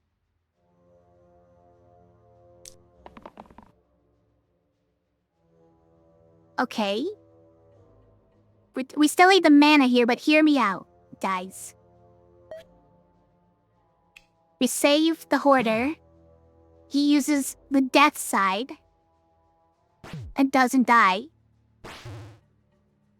And then we need to get more mana for Cultist, but or we need Cultist to roll that other side. Actually, the Exert side would work too. And then the run is saved. Otherwise, this turn comes crashing down, and I don't know what we're doing.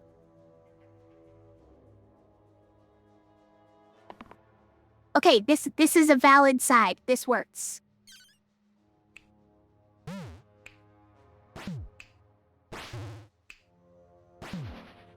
And then they all run away. Guys, I didn't even explain why they run away. I didn't explain their traits.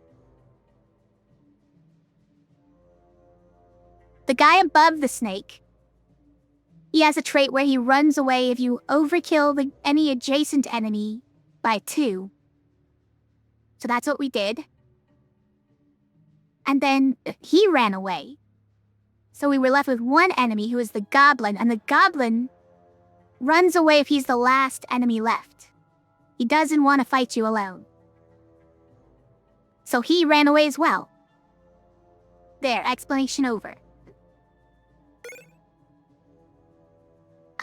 Okay, our random stuff is... it has a lot of text. It's a wall of text, but...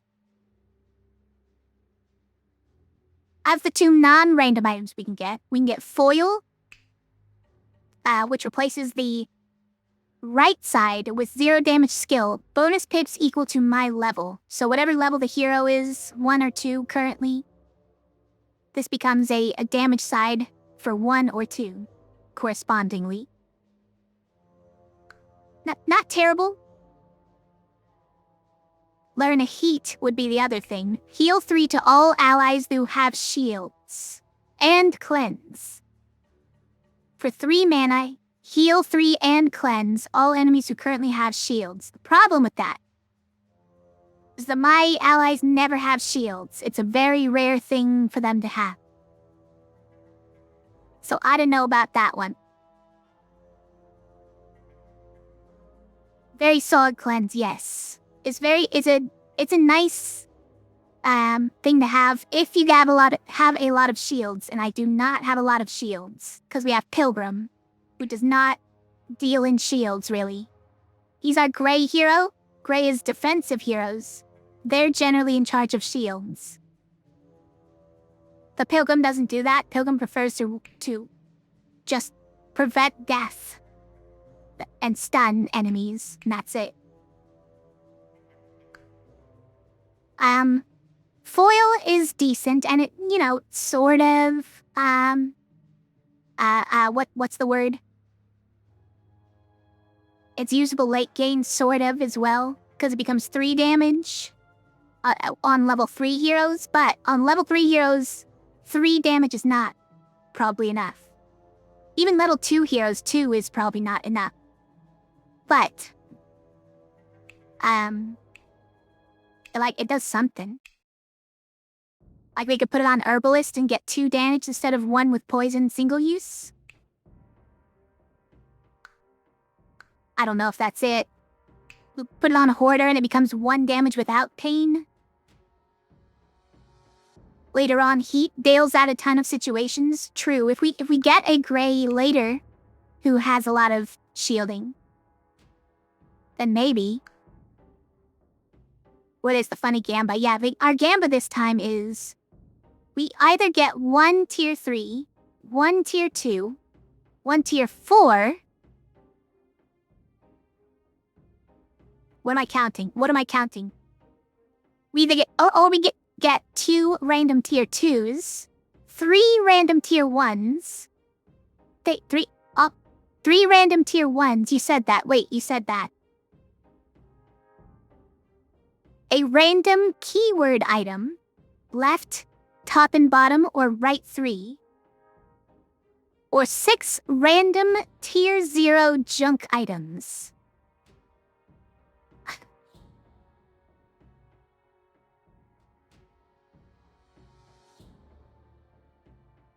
It's a lot. I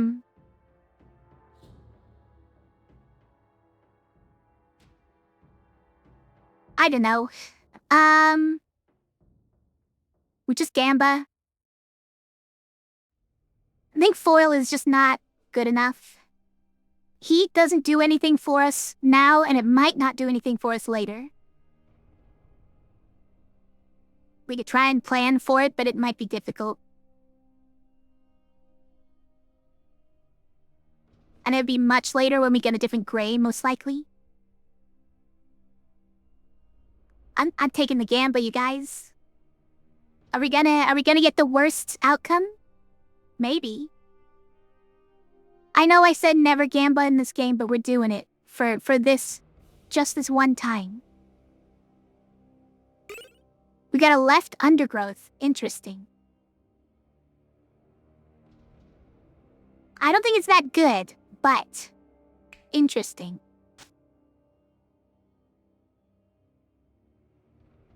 We could like put it there, and then the engaged side, after you use the engaged side, you make this other side better. That's something.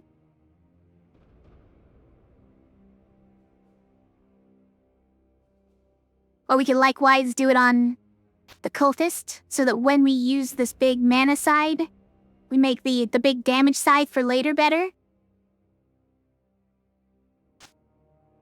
Cultist is kind of on the verge of death all the time though, so I'd rather not put it on someone who's about to die at all times. Pretty cool. It's fine. I think it'll be helpful maybe once in the whole run.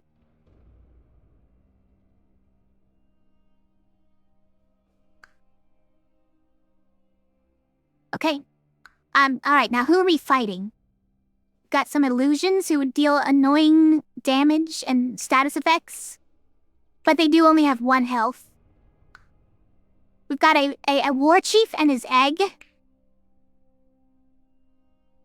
Or her egg.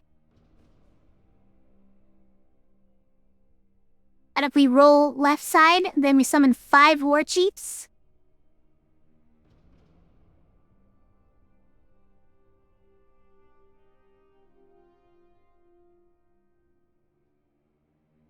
I feel like that would be bad, so I'm gonna try to avoid that happening.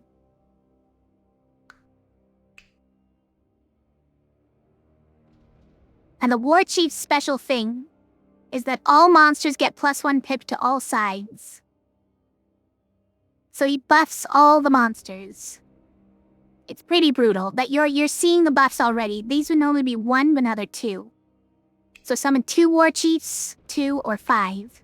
This is the +3. And the illusions would normally do only 1 damage here, but they're 2. And the last enemy is a Quartz. Quartz does some weakening attacks and some single-use inflicting attacks, which means that your next thing you do will be single-use, which is generally not that effectual. Doesn't mean much. But these are higher damage moves. But the Quartz has a thing where if you eliminate this X and no further, then they die instantly. So you can deal all 7 of their HP, or you can just deal exactly 5. And now they die.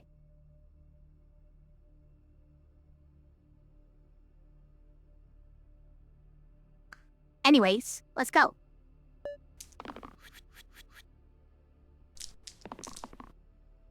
Okay, hold on. I was gonna go for one of these cleaves.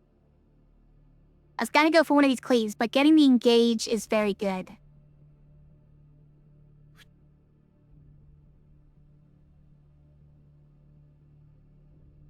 To just go for this? Yeah, maybe. We still have a side now. We still get to use a side even if we do this.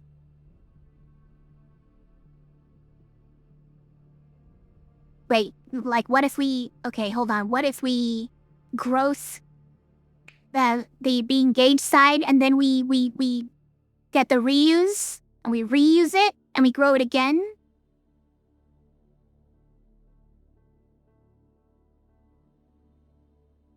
And then we never roll it again, so it doesn't matter? But you could imagine.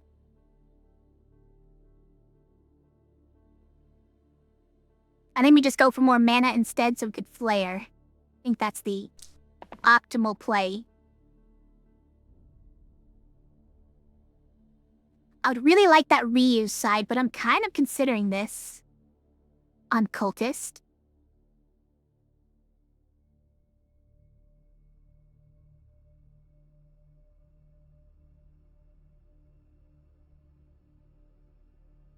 What about regen?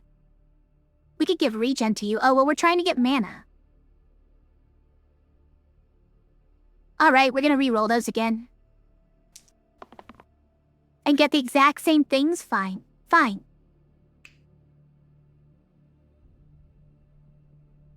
But now I don't know if I want to give that here because we can regen it. And we can block for, let's say, the Hoarder. Wait, who's attacking you? Those two? Also, we have Vine. I forgot Vine can kill these illusions easily. It's an amazing spell, guys. We can go after the War Chief here.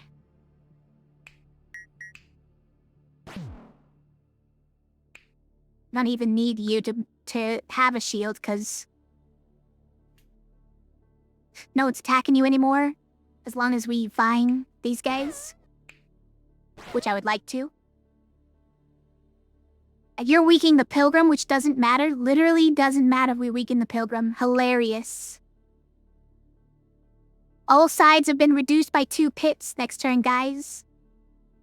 All my pips. All my pits hate weakening.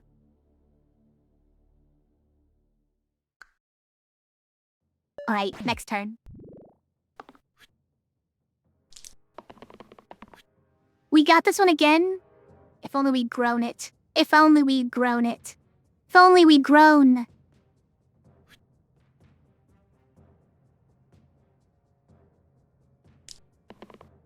Alright, I think that's a win. So go there. We Vine. Burst. Amazing. It's the Slime Queen. What's our level up first? We get Sinew or Sparky. Okay.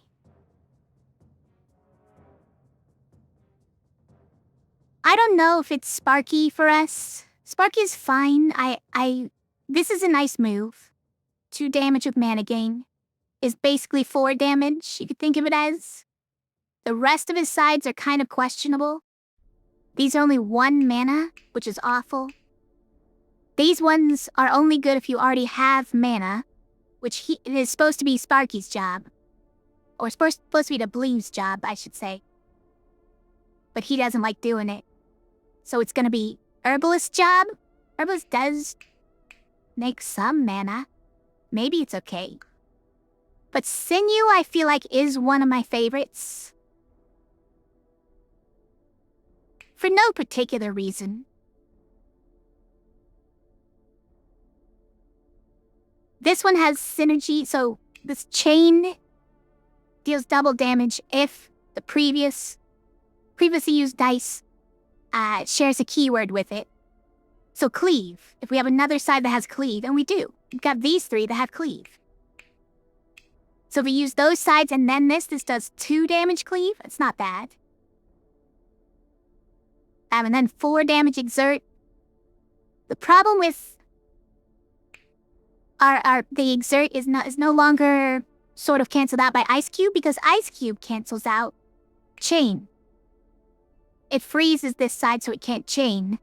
And that would be unfortunate. Also these shields are generally not useful. But 4 damage at once is pretty good. You can store up to 3 mana for a charge, Silent Sparky. Yeah, true. If I can be that patient with using my mana, I can store up some to use a charged side. I'm just not positive I can. Can I be that patient? Also, his spell it's conditional, but there are times when it's great. It can... Wait. How much health do, golems have? Do they only have 1? So it doesn't work on them, or... I forget. They have 2, okay. So it works on golems. It works on, like, eggs and stuff. It's fun to just use 1 HP to just zap down anything that's at exactly 2 HP.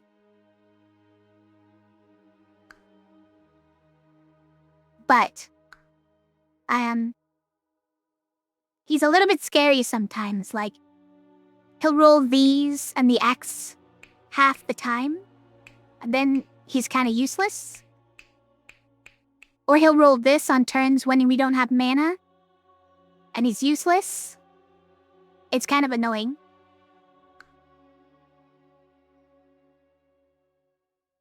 If he could always roll this, or roll it more often, it'd be great. If we got like the cape, the silk cape would be great for him. But obviously we don't have that. I think Hoarder to Sinew is a bigger upgrade. I think I'll just take that.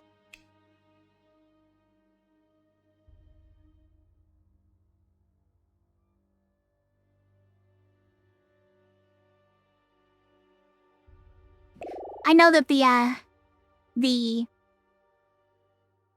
Exert can be pretty rough with him, but we just have to win on turn 1, guys. It's fine. Might actually move this over here, so that he more often rolls attacks, cause I don't care that much about the shields. More often exerts. I don't know if that's really the play, but I wish we could more often cleave. That's not a thing we can do yet until we get a silk cape again. Well, now this doesn't do anything.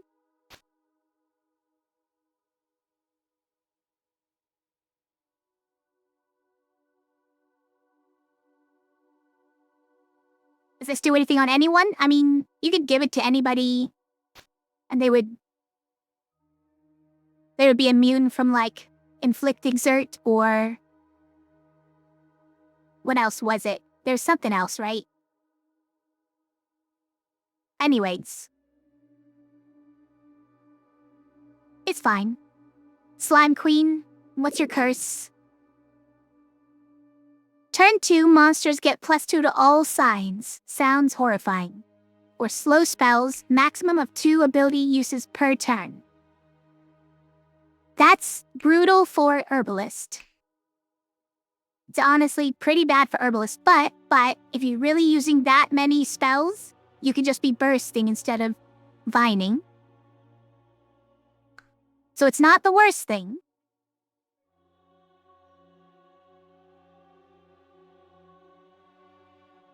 I think we should take it.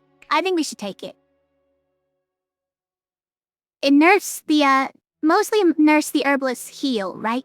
The heal, is the only thing you can't get other ways. Spend 1 mana to heal 1, and you would just, like, spam it. But now we can't spam it. I think we're just gonna have to live with that. Now who it also kills would be the, what's his name? The blue. You know, that blue. The Seer. It kills the Seer as well. Because the Seer has a spell that you're supposed to, like, use repeatedly in order to store up 1,000,000 mana for a future turn and then just bomb your enemies. Spend 3 mana, get 4 mana later.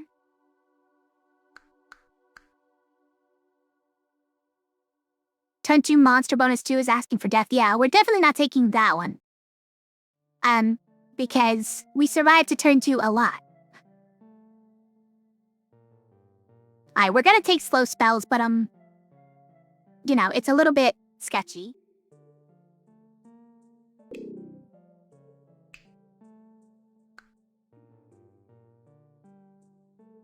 Okay, only 2 spells per turn, remember this. I have a Slime Queen's thing. That she's got these pips here. Where, when you remove these pips, each of them summons a Slimer. Which is the enemy we saw earlier. And it has pips just like this. And every time you remove those, it summons a Slime-lit. These guys. So basically just splits into a million smaller enemies. Is its whole thing.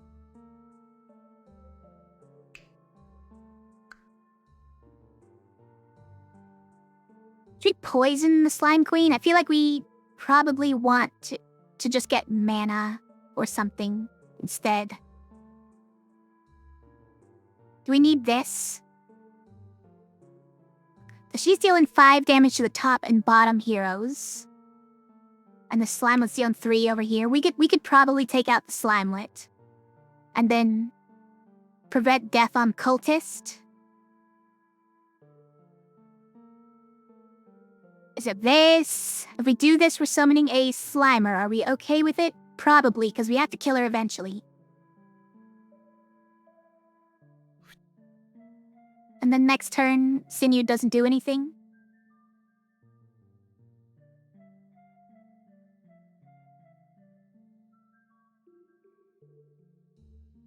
I think we should take this. I would like the engage side, certainly.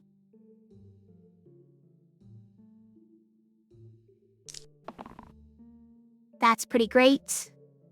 We're preventing death on him anyways, right? You're still rolling that, huh?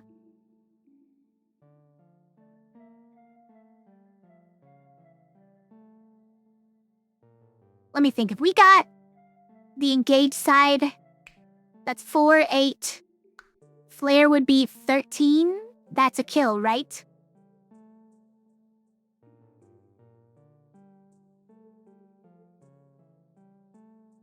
If we got the mana and we got the engaged side, we could get a kill on Slime Queen this turn. If we rolled perfectly. Otherwise, I'd kind of rather use this.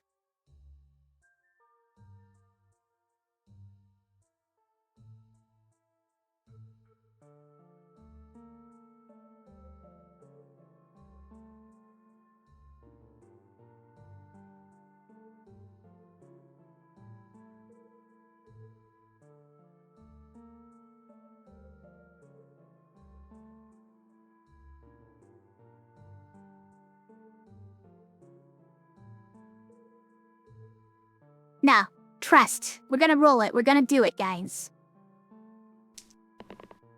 Okay, we didn't roll the engaged side. It's fine. We got a lot of mana instead.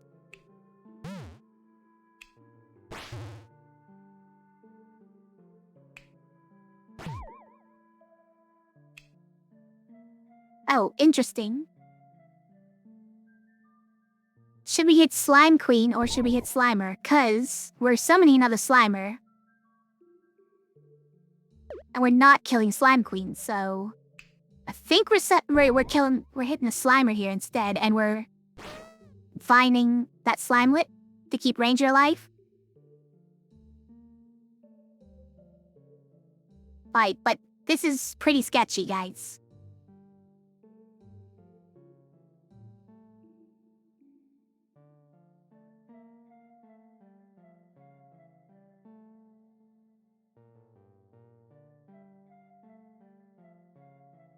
Okay, hold on. We could do that better. 'Cause we don't need to use this until the guy shows up, right? I think we can kill the Slimer. Wait. So if we...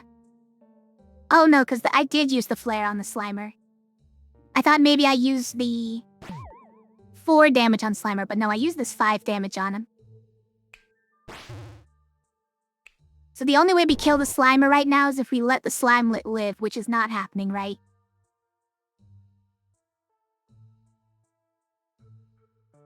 Yes, let's do that. Hey, how's it going, Joe? Yeah. Good to see ya. I know, finally playing Slice and Dice again, huh? And yes, this is classic unfair mode. I suppose most people who stream this game will put some kind of indication of what all the curses are and everything, right? Here, let me show you and anyone else who came in late what we have so far. Yeah, Slice and Dice is your jam, yeah. I mean, everybody likes Slice and Dice, right? So we got boss curses, this is our second boss, so we've only taken 2 of those so far. So 3 curses, 3 tier curse every boss. And monster lefts are +3. And then we took monster regen for 1 and slow spells, so 2 abilities per turn. Those are our curses so far.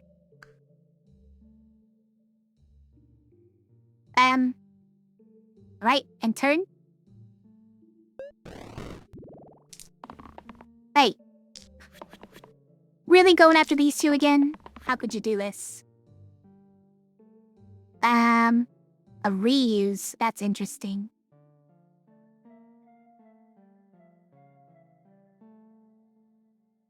We kind of need the death prevention, but what if we didn't? Okay, hear me out.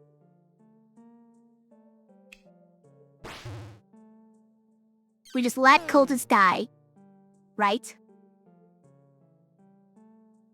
We flare the Slime Queen. Or which one are we redoing? Are we redoing this and just kill those 2? And then we flare and we need more mana.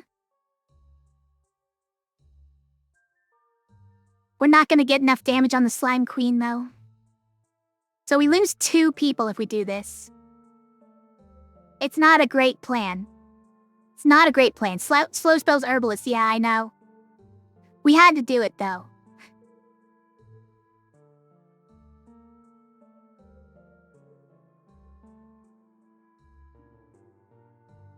Alright, so...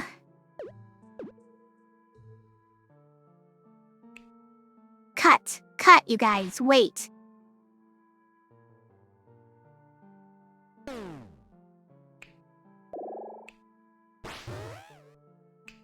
We've done it? And all we lost was a cultist? Hold on. I think that's the play. I think that's the play. Sorry, cultist. I'm sorry. I mean, it was your doing. You killed yourself with that move. It's not my fault. No, I'd prefer you deal like 4 or 3 damage, please.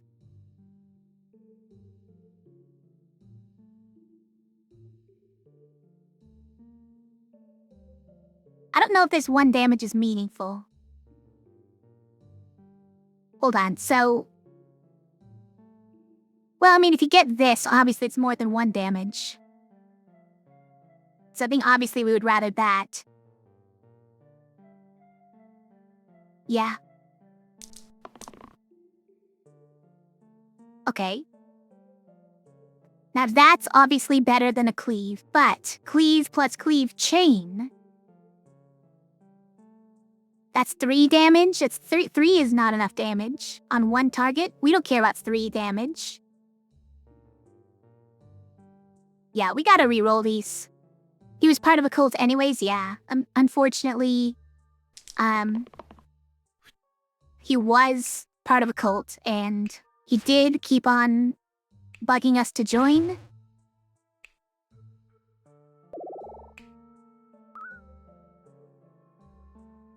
So we're not that sad to see him go. But this is a roll. That's more like it. Okay, okay. Now can we get one of these exert sides and actually win? Stunned. Get him out of here.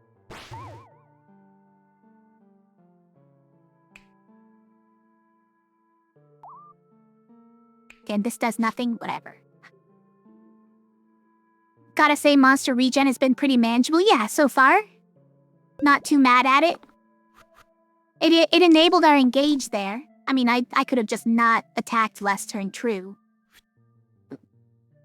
But I did so knowing that it was gonna be wiped away and we would still have engage available. Sally goes at plus side, alright.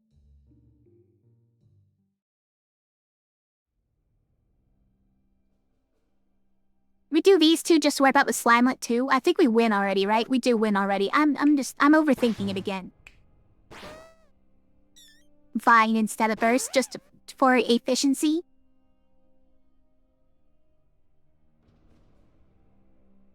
What's our item? The Clumsy Hammer Mark II. Probably not. Only works if there's only one enemy. But it does 10 damage, guys. Think about it.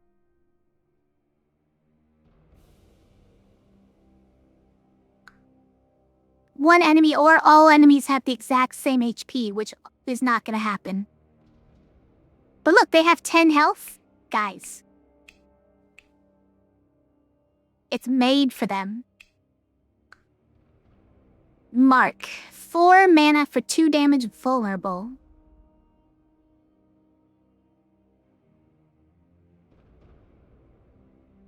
Is that a thing?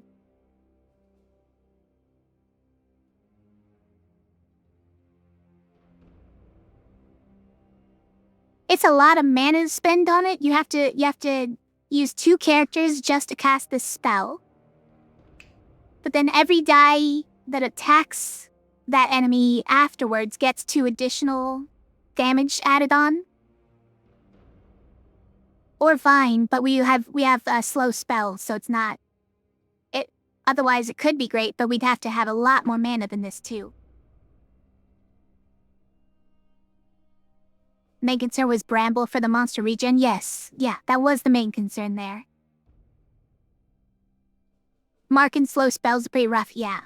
It would have been amazing with Vine if we also had better mana regen or mana generation. We don't really have a way to make it work. It's not a big deal with slow spells generally, I think. You just need more attacks, and we don't have that many. We only have 2 characters who are gonna benefit from it. Is it ever Clumsy Hammer Mark II? It's 10 damage, you guys. As long as only the boss is left alive. Because otherwise it's 2 random tier 2 items, guys. Which sounds dumb.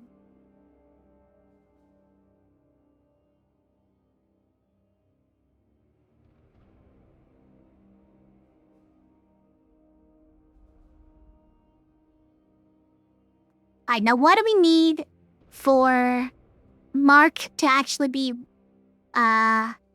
good? We need... It deals 2 damage already, right? So we need it to deal 2 more damage for it to come out even.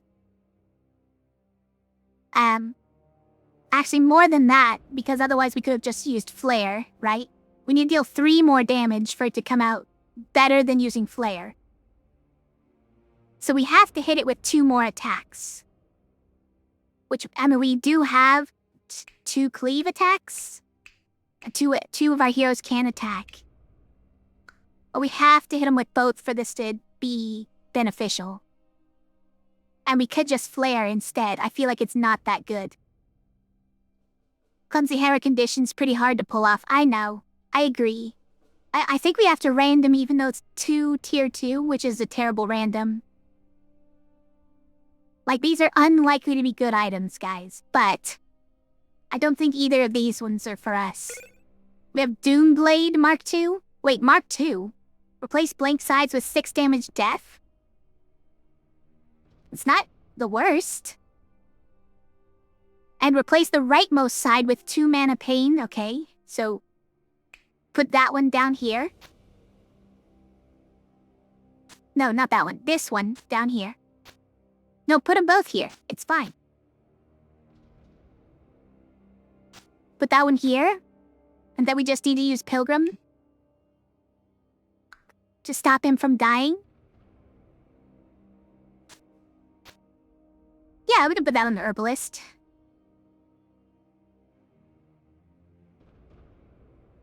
More possibility of mana on Herbalist. And lose the side that we kinda didn't like anyways.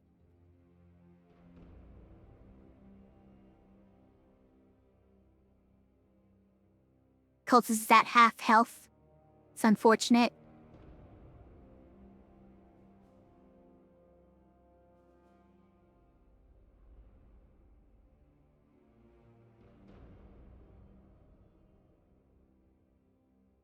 Okay.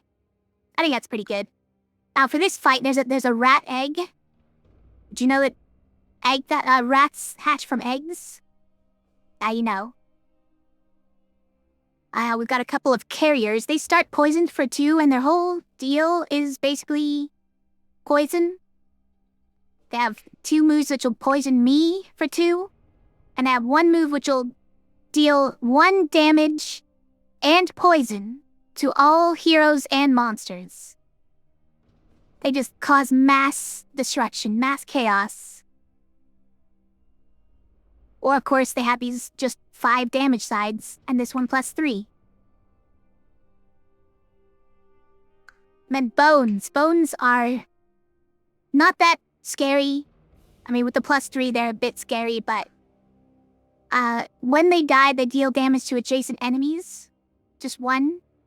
But, you know, it adds up. It's fine.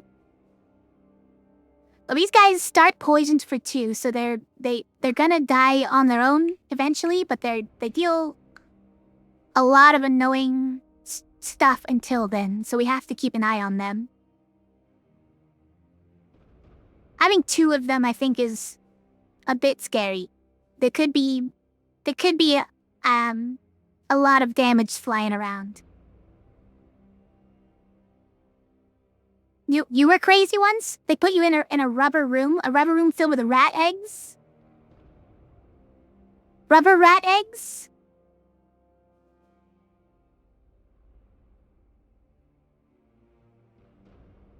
Sorry, egg.rat. A rubber room filled with egg.rat. Okay, let's go. The egg.rat is not hatching. No one rolled their leftmost side, but carrier is choosing violence. This carrier, the bottom carrier, is choosing violence.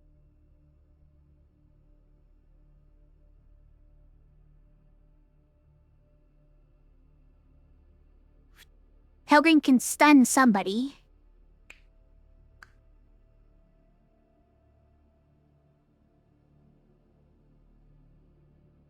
I would love to get the engaged side, but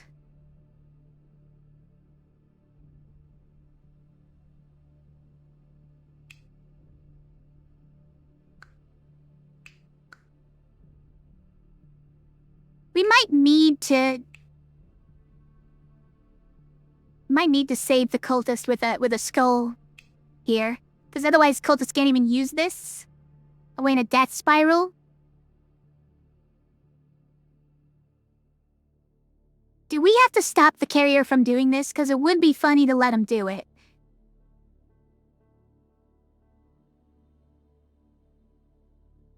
Oh, wait. We don't even have enough health. We need more health than the carrier to do this. We might have to stop this carrier. They're doing so much damage.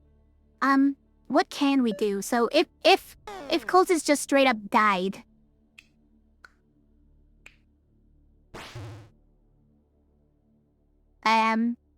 Well, we kind of need this carrier to have less health.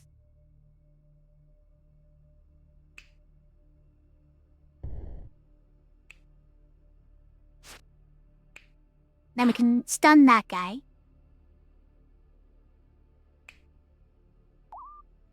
And then we give regen to somebody who's dying from poison.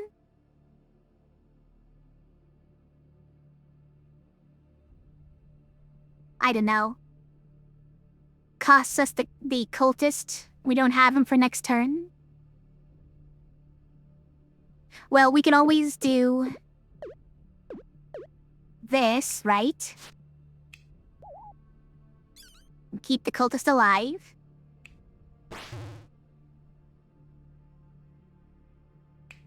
Then we just need to burst this carrier and then we can stun him. But cultist is still dying. Cultist still dying. Okay, what about this? What if we... Well, okay, we don't need to heal him in that case. We could take the heal back up here. We could do that. We could do... that. Then we could cut the cultist. And the bones would be dying at the end of this turn.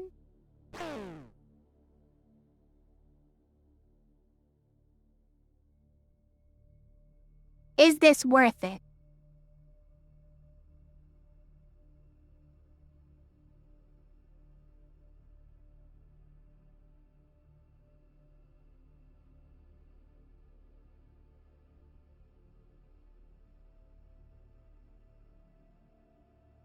I think it might be worth it, although the death spiral on the cultist is a thing. It's a dangerous thing.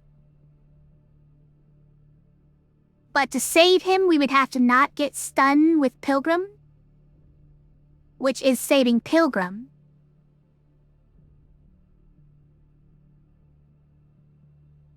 I think we should do this. You'll take the sacrifice. I'm sorry, cultist. Sort of.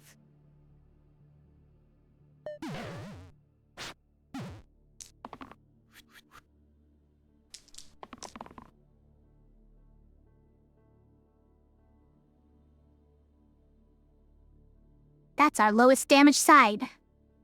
I wish you would do better than that. Wait, why are you in the back line?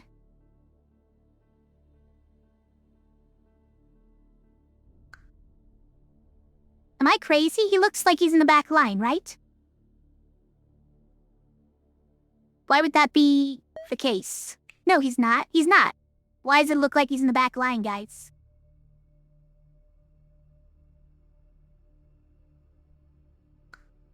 Weird. Tan, help!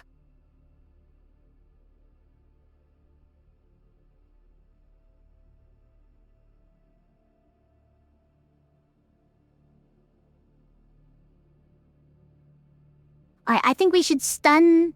Well, no, we should just kill this guy, right? It's fine, we can just kill him. Use this for that? It's his lowest damage side, and then he's exerted next turn. It's a bit of a shame.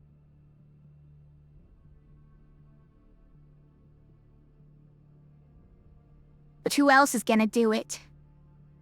I can't guarantee it with anybody else. Who are you poisoning? Oh, Ranger. Ranger's dying over here. Okay, we kind of need the death prevention then, right? Or we're stunning this guy. Hold on.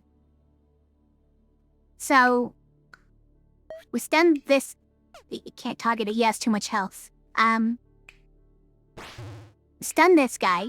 Ranger survives. We kill this guy. Sinew survives.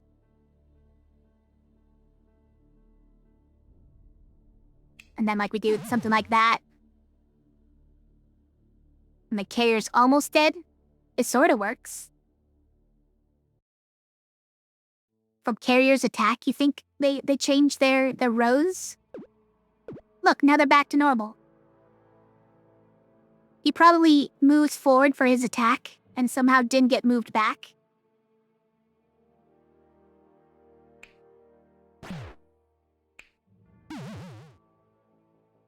Alright, so now we just have to kill the bones and then the carrier dies too? it might works. I mean, it better. Because everybody's dying.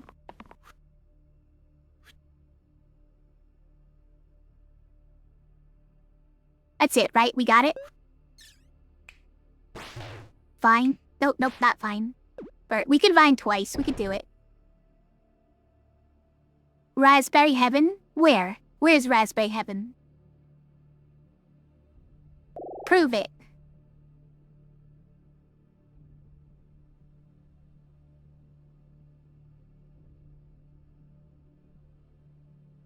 Song? I know. I know it's a song.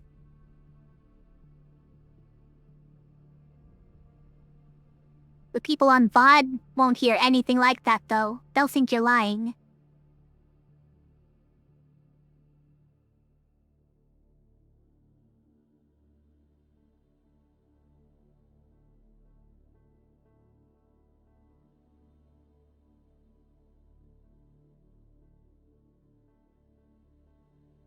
I don't think Maiko is good, for the record. But Ice Cube goes alright here. Prevents him from ever losing strength on it. Is Raspberry Heaven located past Strawberry Fields forever? I think so. Or it's like above it, probably.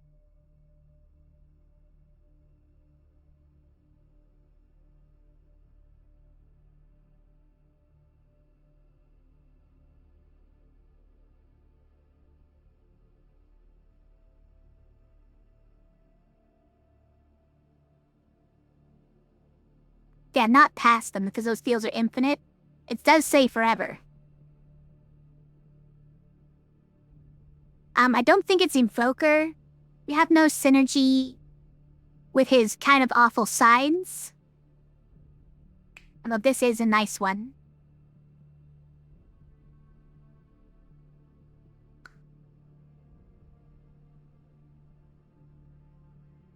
I think I might random this, guys. Who are the ones we can get? We get Fiend. We can get Caldera. Evoker, of course. Seer would be unfortunate, honestly. But not the worst. Jester wouldn't be too bad. It's not too bad. Or we could get Maiko, of course. I think the ones we were offered are probably the worst of all of them, so I think just random. Let's go. We got Seer, okay. This is the saddest run to have slow spells ever, by the way.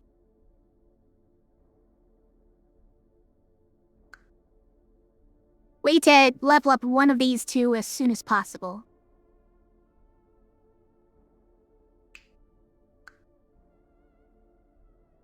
Alright, now we've got a sniper who's back row, deals a lot of damage.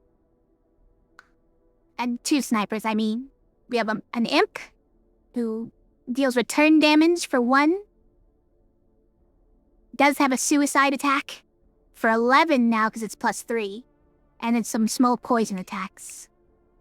And Militia, who deals a decent amount of damage. But if you just sealed for 5 or more, he gets scared that he could never beat that amount of shields and leaves.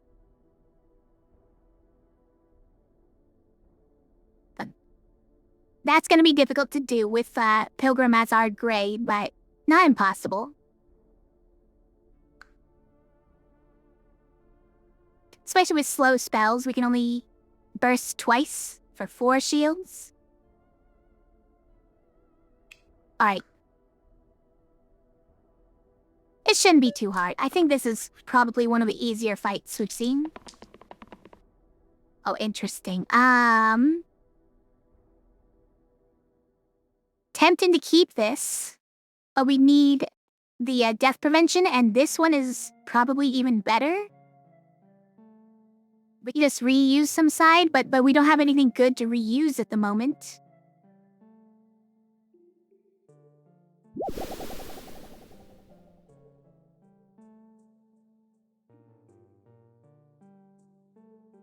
We don't have any good side to reuse, but there are some good ones. By the way, this sniper rolled left side. How dare you? You're hitting for 8? I don't like it. When these two are ganging up on the ranger for a total of 9.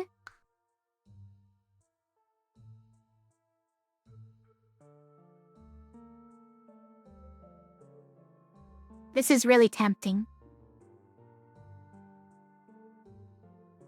I think this is generally going to be more useful though, so let's keep this and re-roll some things. See what happens. You lost all your Overwatch games, oh no. Am I winning? We're winning currently. I'm taking it slow. I generally do that, I guess. But but we are so far not losing. Okay, that's a pretty good one, but we can't reuse this either. Hold on. Ranger, I'm relying on you. Or Herbalist, one of you. Roll something I can reuse. Bricked! We bricked. Okay, well. This is the only one we can reuse, unfortunately. Help, what do I do about the sniper, you guys?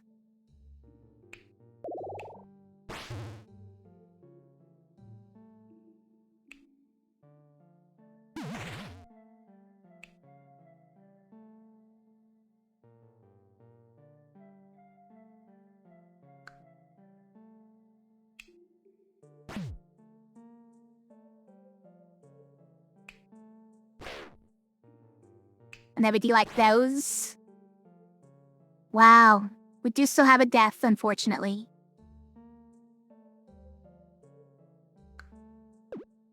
But everybody else lives if we do that. Hold on. We can do it a different way. Kill that guy and shield Sinew. Amazing. Everybody lives, guys. Everybody lives. Day, unless that's bad. Unless it's bad to win. Bad to be slow. Maybe it's bad to be slow, but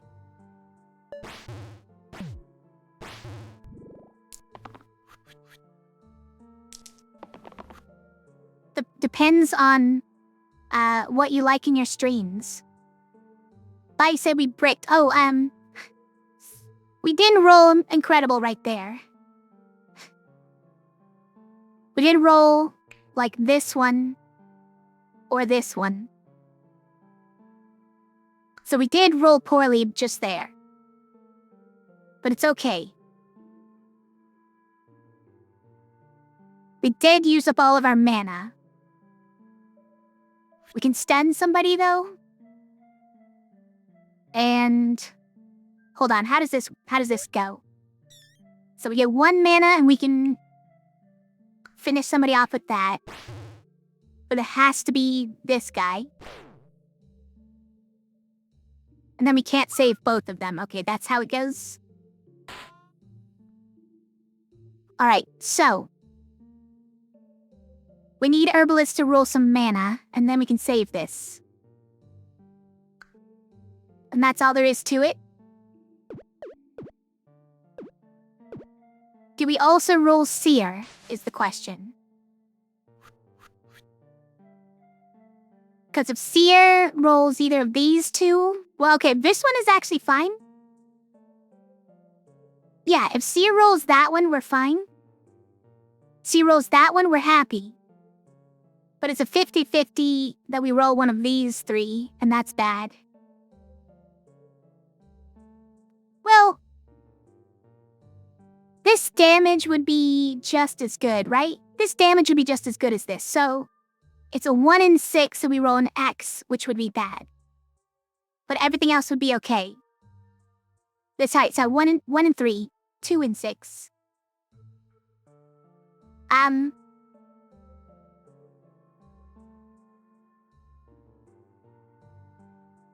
Let's just keep it. Let's not push our luck too bad.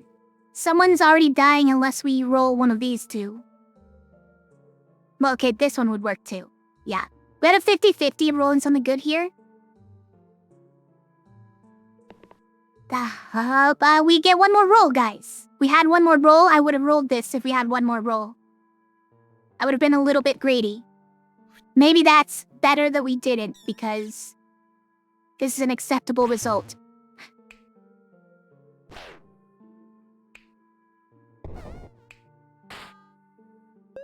There we go.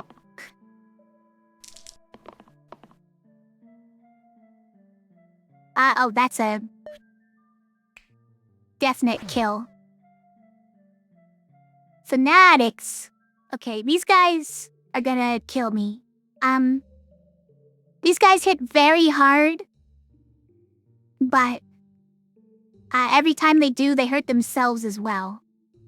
So their whole thing is basically huge burst damage, but eventually they kill themselves. And I don't like them. We have gear, yeah. Stasis for all sides, okay. No longer limited to just the left side with our ice cube. We can now have stasis on every side. Is that good? It's good for things like this. But at the same time, it would be bad for sinew because we don't want to lose the chain, the effective chain. It's great for seer, except for, you know, we don't get to grow on this side, but we get to keep all three of these sides. Is that amazing? Probably. We'd rather keep 2-3 sides than a one pip side that grows. I think so. The other thing, it would be Sook. All shield sides turn into shield and heal. So he'd give that to Sinew, and we would get two pip, heal and shield. Is that great? A little bit. It's a little great. I don't know, Sinew's the character we want to have that, is the problem.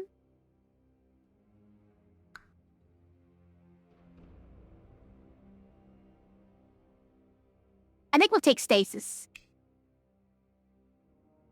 And then we need to prage for,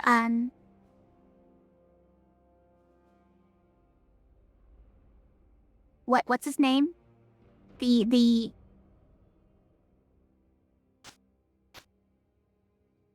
artifacts or something? What's his name? Artificer? Is that his name? Guys, that was his name. Why do I have that in here?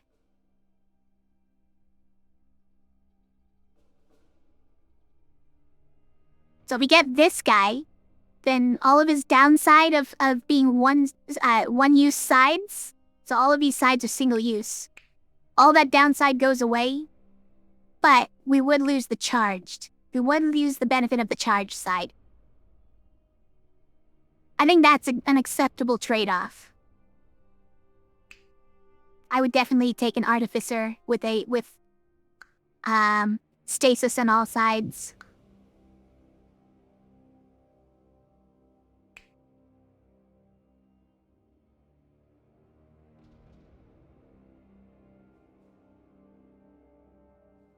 The question now is,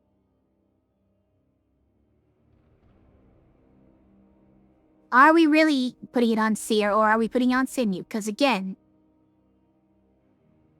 these exert sides are pretty annoying in that sense, but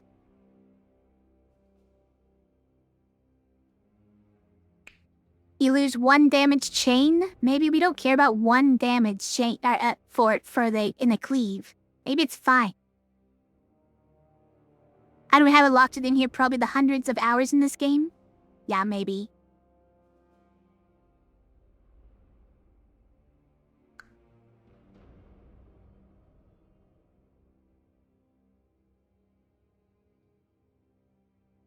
It's honestly probably better on Sinew. In many ways.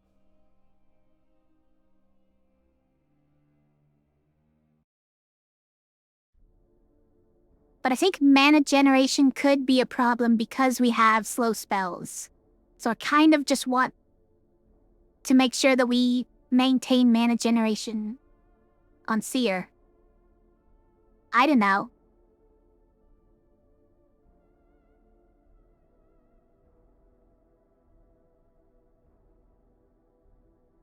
Cat has returned.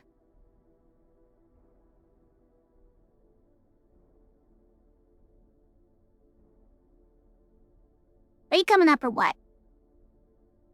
Fine. I don't have time to deal with you. We got a game to win. Cat, yeah, he just woke up and came walking over. Was our plan for this? I don't know. I don't have a plan. Survive. This guy rolled left? Right, well, on the plus side, if we just roll the death prevention on Herbalist, then this guy basically kills himself. Right? Seer could dodge 2 attacks. It's not bad.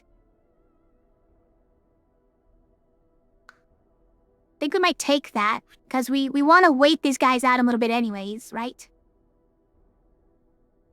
Oh, we're taking mana here. Probably? Probably, yes.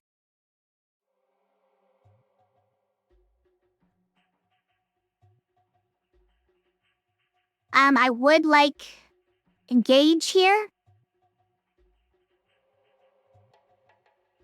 Can we get it? Yeah, let's try. And we need the death prevention or else Herbalist is in some real trouble here. Great. Oh, stun? We don't have more health than this guy, though. Hold on. Can we get more health than this guy if we do that? No. We would need to also do that. And then stun him, and then Ranger is still dying. I don't know about this plan. I don't know about this plan, boss.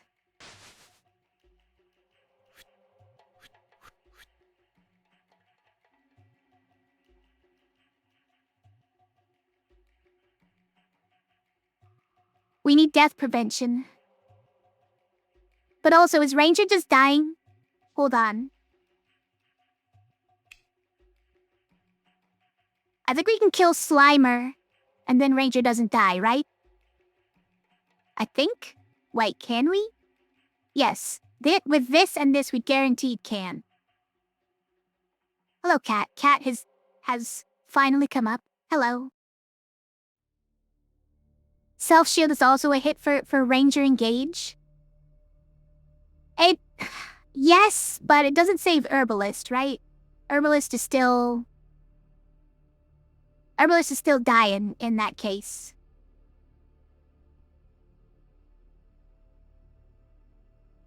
The only thing it saves her is our death prevention, so let's just prage for it. Okay, well, you cursed us, Joe.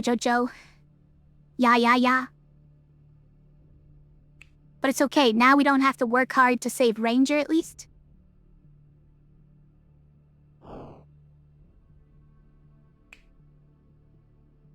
Oh, but it also means we don't have to hit the Slimer, so...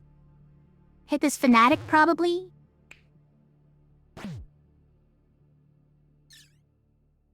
And then also hit this Fanatic, so they both die right now? I mean, that's pretty good. Our Herbalist dies, but we can't prevent it, so... Think we just do it, yeah.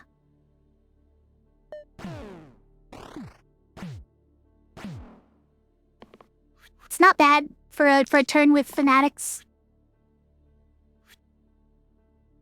Just stun somebody? Probably.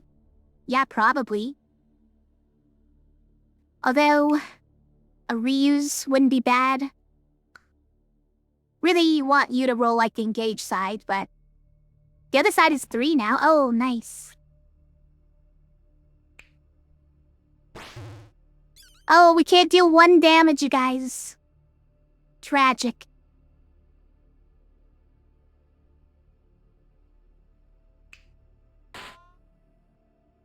Well, it's fine if Pilgrim gets weakened is the funny part, so we'll just let him take damage. And we'll we'll foretell our mana into the future.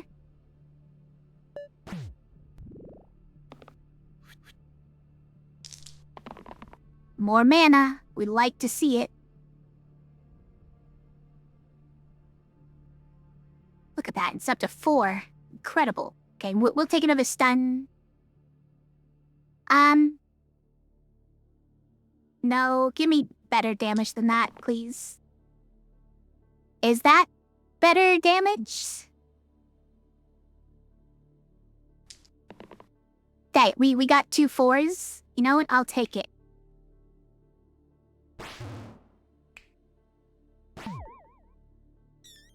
Zap 'em. Zap 'em. 2 spells is all we need. It's madness! It's madness! Stalwart? Okay, I'm a Stalwart fan. It does mean we lose our death prevention. Also, our Ranger is getting mind controlled, which could be a problem.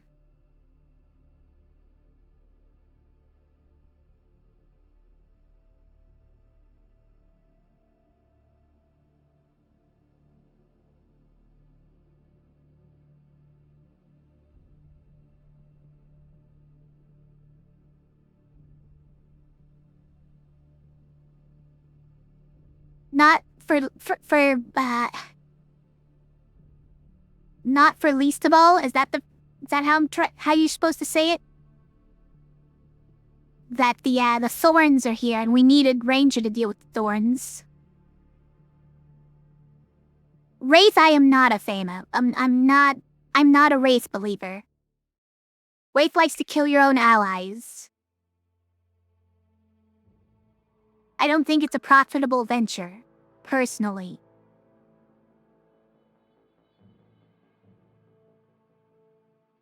Is it Stalwart?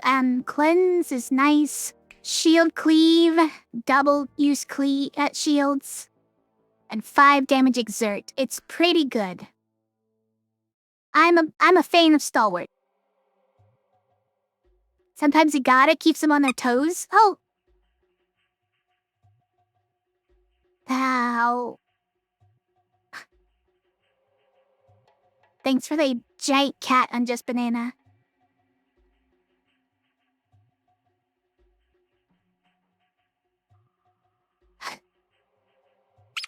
Oh. This is the cat's keeper.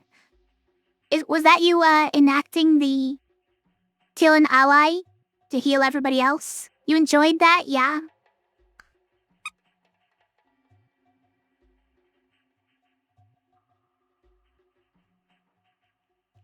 I think we take Stalwart. I like Stalwart. Pilgrim is great. You can keep Pilgrim all the way to the end, honestly. But I'm definitely not taking Wraith, and I think Random is a little bit too... It's a little bit too spicy. Wraith should cantrip dodge to avoid damage from Ranger. That's RNG, doesn't scale well late game, yeah. I find that Wraith doesn't do enough that's helpful. Other than, I guess, killing your ally in order to heal everybody else.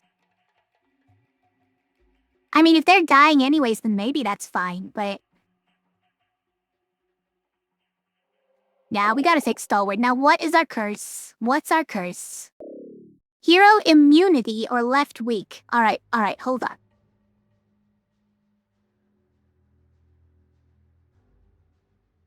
I don't think we take hero immunity. But, let's consider it. We don't need it for Flare. We might someday need it for Vine. We haven't used it yet, though.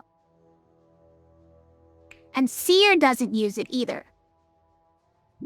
So, hero immunity means that all of your heroes are immune to your abilities, so you can't hit your own heroes with your abilities. Which is generally pretty bad for red heroes, your healers, because their spells generally are meant to target your own heroes. It also means you can't block with our basic spell, Burst. And that can be pretty bad too. Left weak ruins Ranger, honestly. Also ruins Sinew. Fine, not like his whole thing. That's not his whole thing. For Ranger, it kind of does. It kind of is Ranger's whole thing, unfortunately.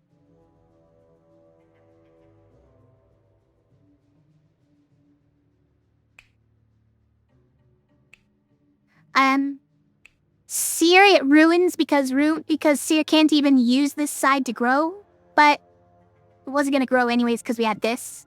It's probably fine.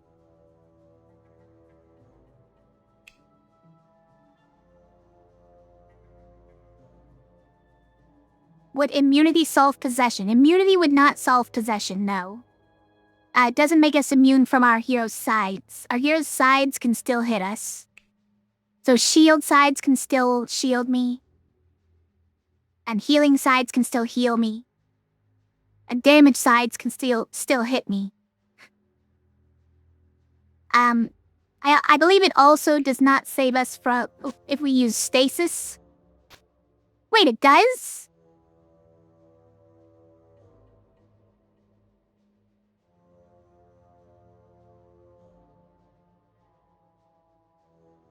Well then.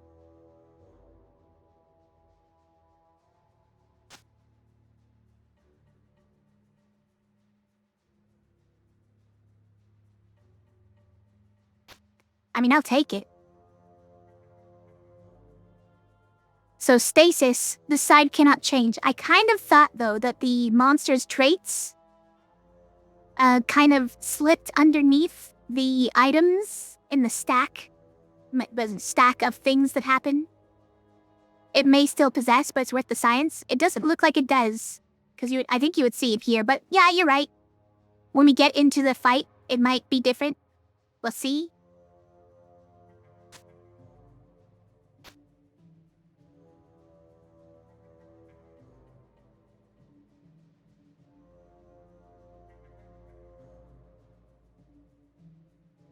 Okay. I don't know about this left week. It really, really hampers our ranger, and I'm upset about it.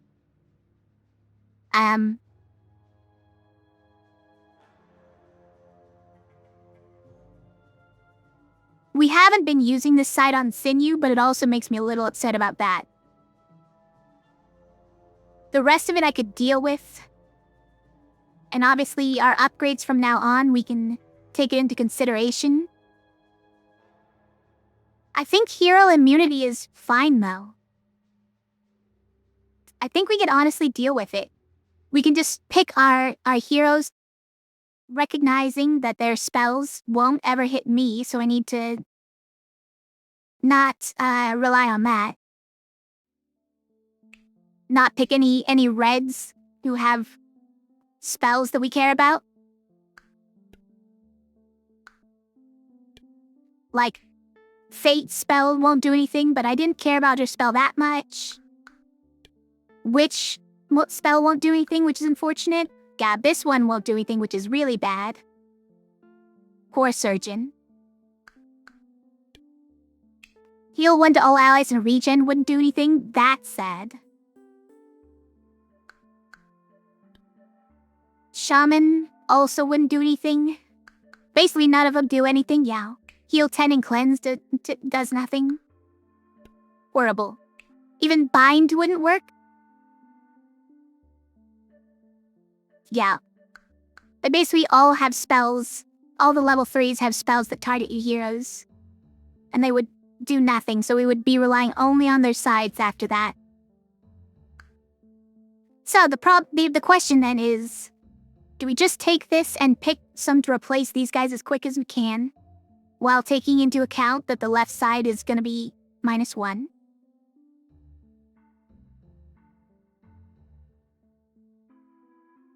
Or do we just deal with the fact that our spells aren't gonna hit our heroes? I think the answer honestly has to be left weak. I think it has to be. Unfortunate. It applies after because it's an on-field effect. Items are inferred before the fight, something like that. Well, yeah, but there are things... There are times where that's not exactly true.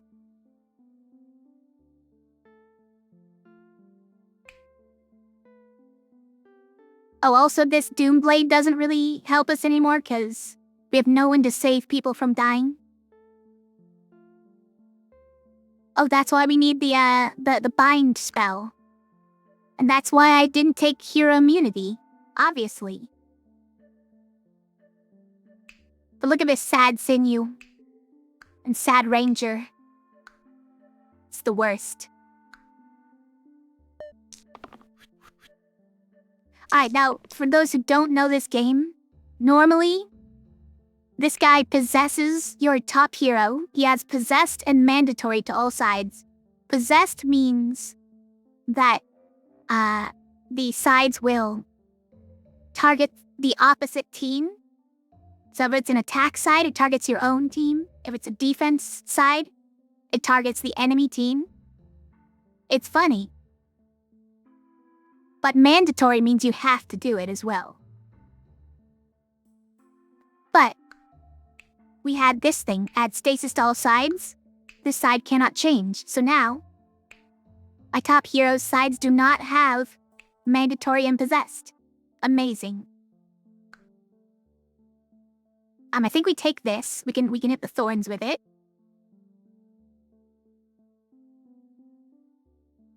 Wait, oh, double poison? We're just gonna double poison the madness? That sounds fun.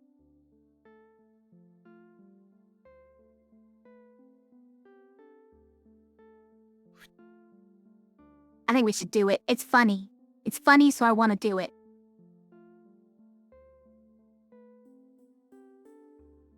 Just shield for 4?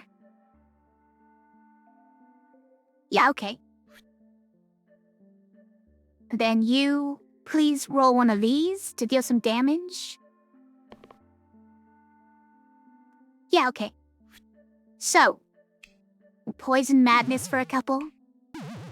We'll take out one of these thorns. I was considering who do we want to allow to get petrified? And I was like, okay, Ranger's left side would get petrified. Right? No, it's top side. Starts with top side. My bad. I should have... Yeah. Then I would kill this one. Because Ranger's top side is not as good. Or at least... Oh, it wouldn't matter if it was petrified, guys. It doesn't matter because Ranger can't be petrified. Sorry, I'm not reading chat. Clay was trying to tell me this whole time.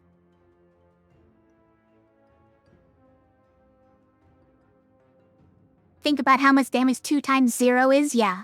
Yeah, Sinew's, double 0 side. It's gonna be great.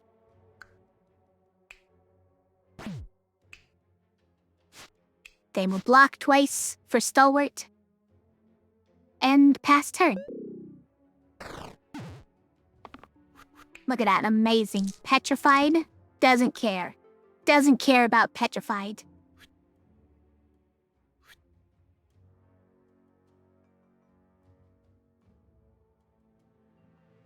And we can kill the other thorn with that, so it stops doing all this. Thorns, by the way, I didn't say this to the new people. They're super annoying because they're immune to abilities. You can't hit them with spells, but they have an on-hit effect. Deals 5 damage to the attacker. So definitely don't hit them, but you can't hit them with spells. That's why you have to use ranged. Use ranged, which avoids on-hit passes. Amazing.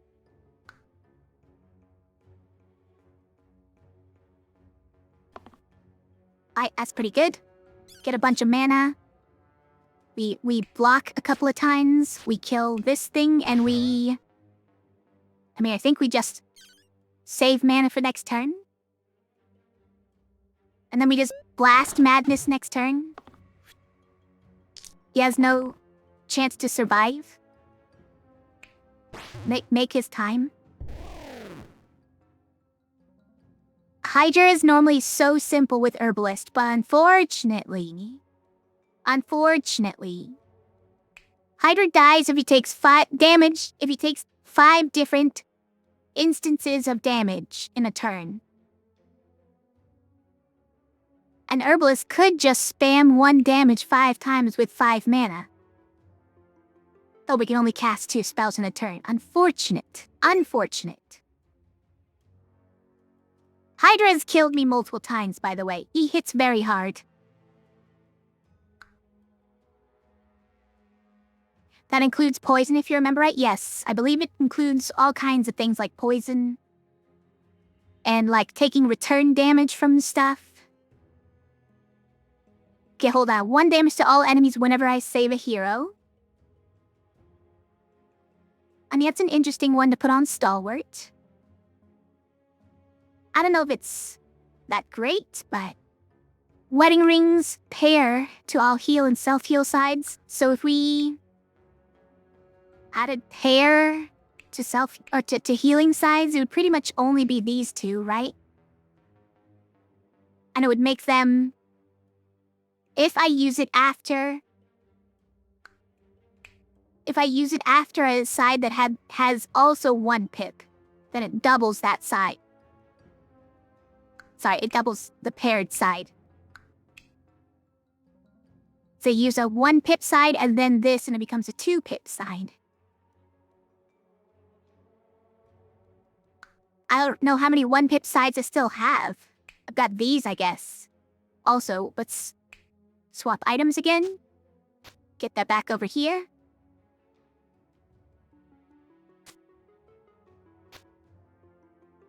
Guess I could give that back here, it's fine.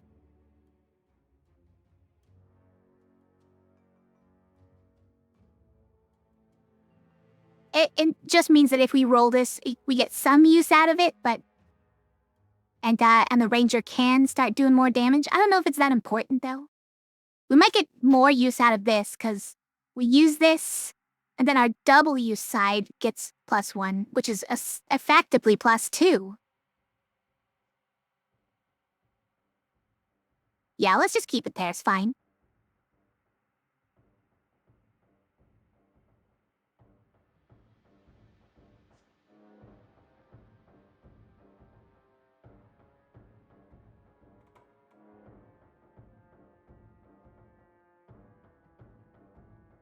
Okay. This is probably not that good, but it's a Burning Halo. Very good, okay. So Stalwart has 2 moves that can target multiple heroes. Potentially saving multiple heroes in a turn and dealing... and doing this 1 damage multiple times. 1 damage to all enemies whenever I save a hero. Could be like 3 damage to all enemies in a turn. I don't think it's likely to happen.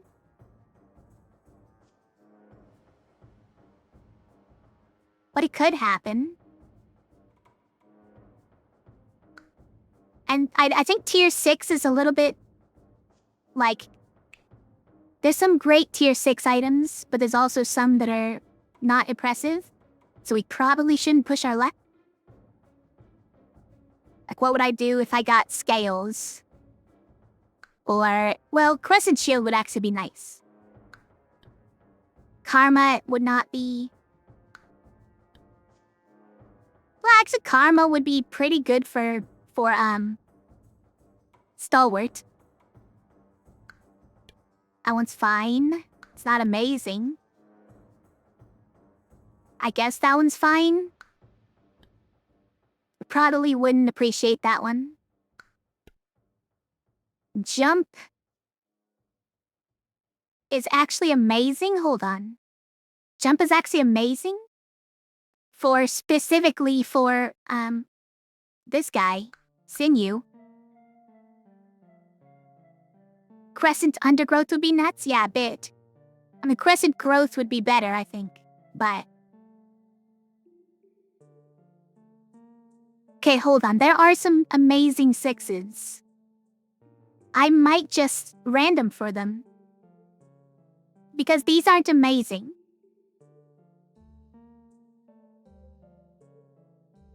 I'm gonna random, guys. Qatar, add trio to all damage sides. Okay. Unlikely to ever be useful, but we had to take the risk.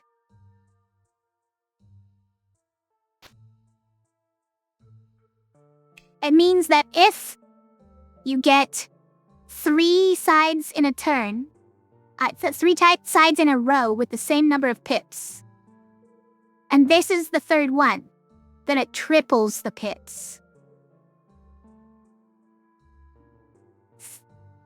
It's not likely to happen, but I have several 2s. Yeah, we don't have any damage sides that are... I mean, this is the only damage side that's 2, is the problem. It only works on damage side specifically.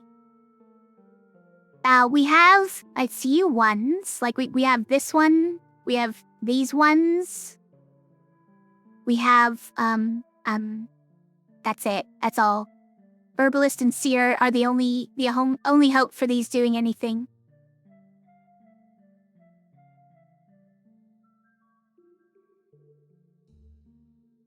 But we can maybe have some hope for this one, I guess. Like, if we just roll this, that's 2 other 2s already.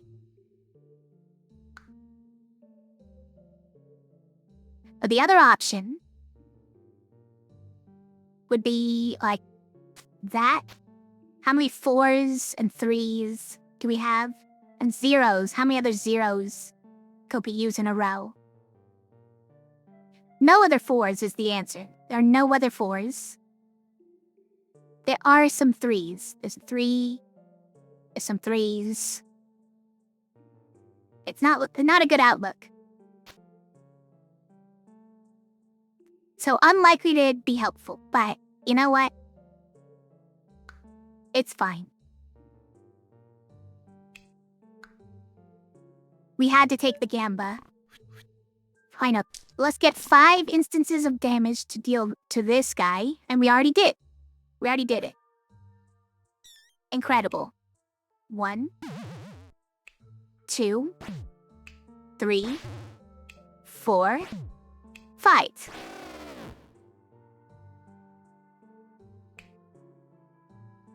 Now, will he run away if I do this? I think so. Nice. 1 turn. We did it in 1 turn.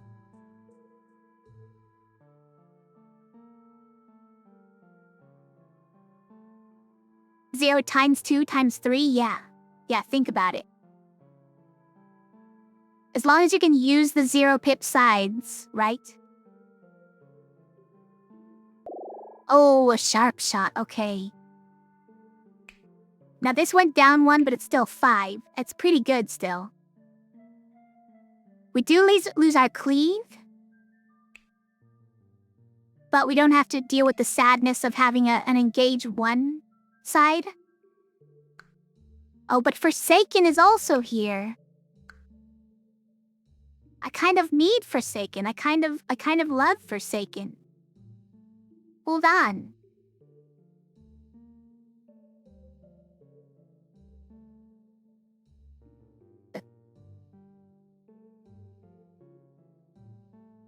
This is who I was talking about I should get. She's got bind. And she can resurrect. Think about it. She only resurrect 2 at a time, though. Embarrassing.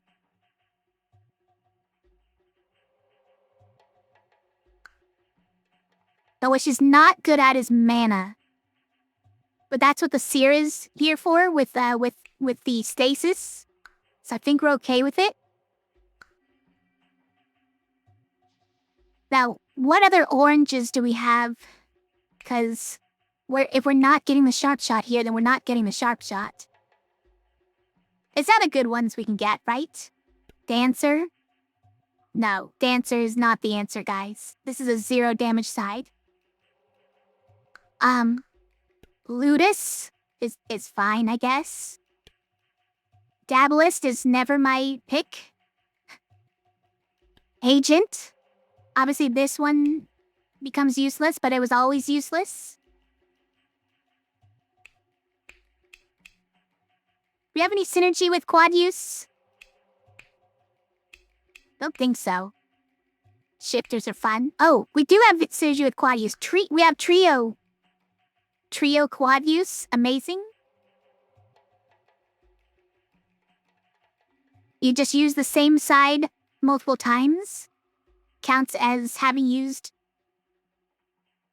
the sides with the same pips multiple times. Agent would be pretty good. I mean, Phantom is amazing. In many circumstances. Just all the poison. I don't know if this is one of those circumstances, but... Fencer is nice. We love one damage to all enemies. In double use. This one gets murdered a little bit. But Fencer wouldn't be too bad. Assassin is pretty good here. We get our ranged engage side back. Roulette, obviously, we're not, like, happy about.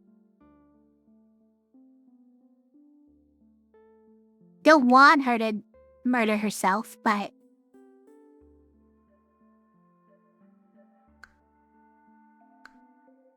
I think there's still some good oranges in the queue. Let's take Forsaken, who's my number 1. She's my number 1 tier 3 red.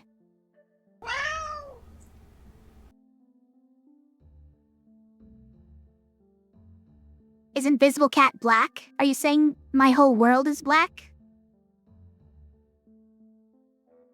Do I paint him black?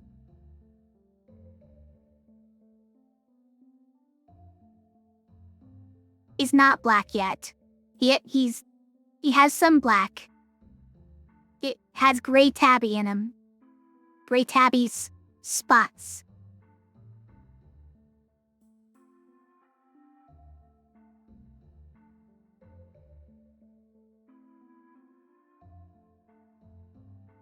Alright. And now we get away from Herbalist, being very sad at only getting 2 spells per turn. And we just have the Seer being sad that he's only got 2 spells per turn.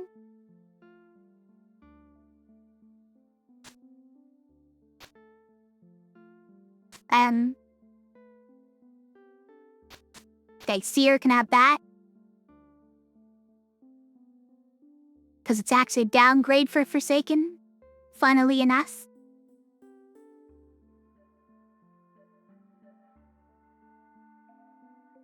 Any of these that we would put on Forsaken? No, I don't think so. This doesn't help because she's not using the Resurrect that often. But I'm putting the Ice Cube here because... I want to always have access to this even if she's like petrified or something. If people start dying, we want to make sure we always have it. Cute that Invisible Cat is white with gray tabby spots.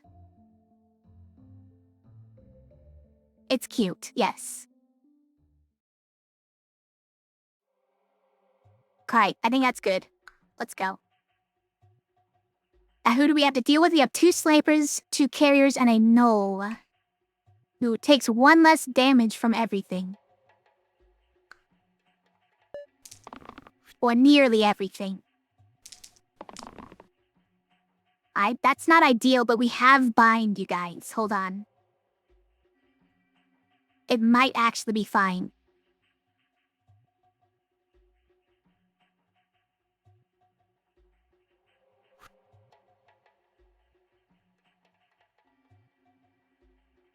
Alright, who's killing you? Sniper is? Sniper with the 9 damage, no, 8 damage snipe. It's rude, and I hope we can triple this. No, we cannot.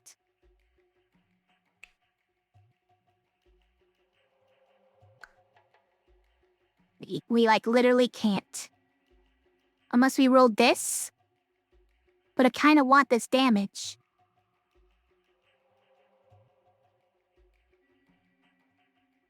If we can kill the carrier, she survives, right?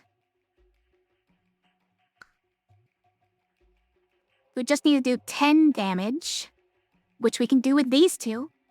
I mean, is that the play? I guess maybe that's the play. No, because she's doing this. She needs more damage removed than that.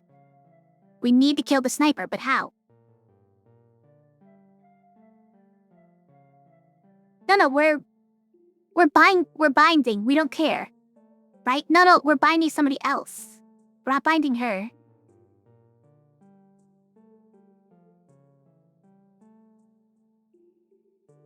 Maybe we should just be binding her. No, because then she's at 0. She's at 1 health with 2 poison. It's pretty rough.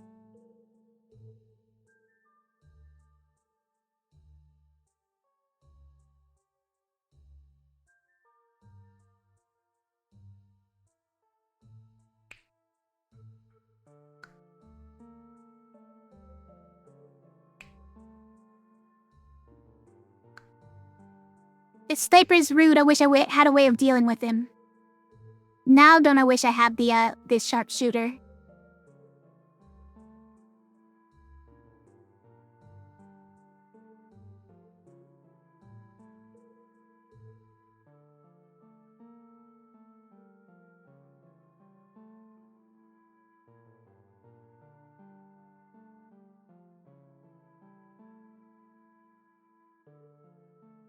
We need 4 more mana to use this a second time because it depletes and costs 1 more mana every time. So we can't use it twice. We need 7 mana total, and she can only make 3, and he can only make 3. I don't think there's a way to save her other than to bind. In the darkness or whatever.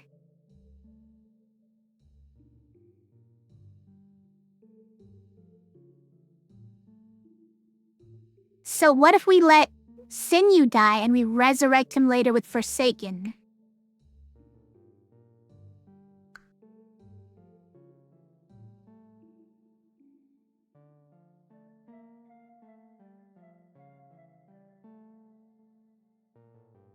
I think we have to do that, even though it's never gonna get triple. It's just the most damage Ranger can do now. Range has really fallen off, unfortunately, with that, with this thing going away.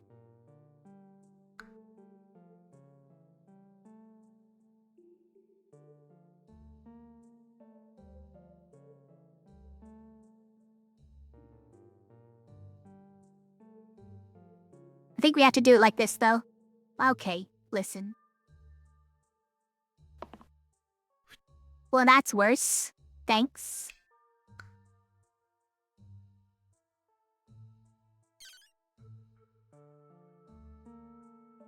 So does Forsaken survive?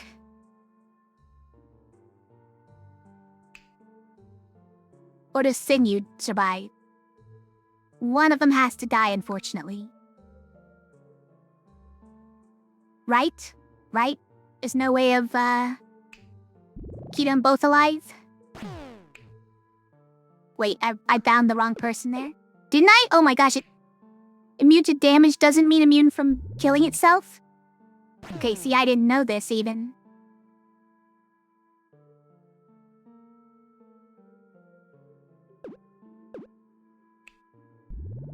Well, fine, then. I guess Sinew's dying.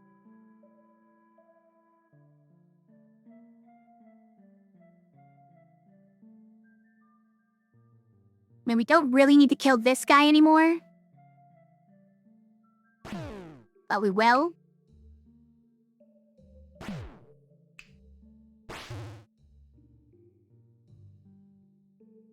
It's still pretty ugly, honestly.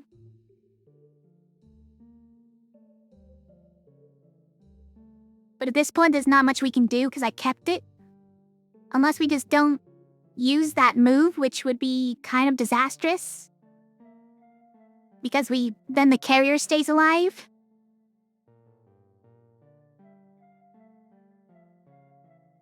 Right?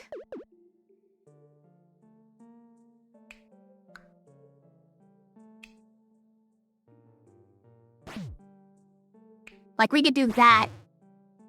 And that Zinyu doesn't die, but then this carrier stays alive? Is that... Maybe that's not the worst thing? I don't know. Maybe it's not the worst thing. It's a waste of a turn, though, just because I didn't know. And that's unfortunate.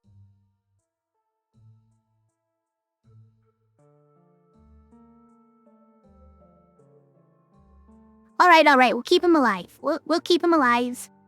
This carrier at least isn't regenerating health because he is still poisoned.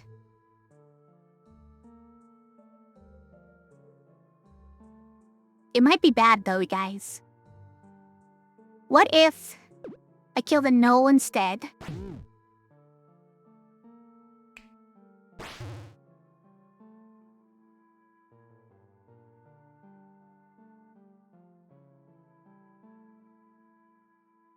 Maybe that's fine.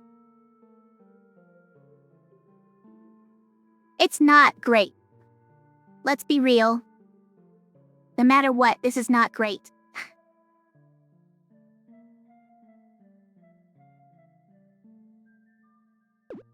I think let's spend the extra damage on the carrier. We gotta get these guys down first, I think. Even though these guys do hit pretty hard. Or they can. We'll need 4 damage to deal with this guy. And that comes pretty easily. Alright, I mean... Part of that's my fault, and part of it is just bad rolling from the seer, specifically.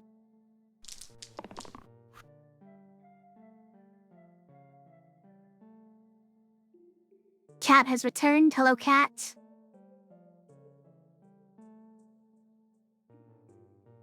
Let's grab that.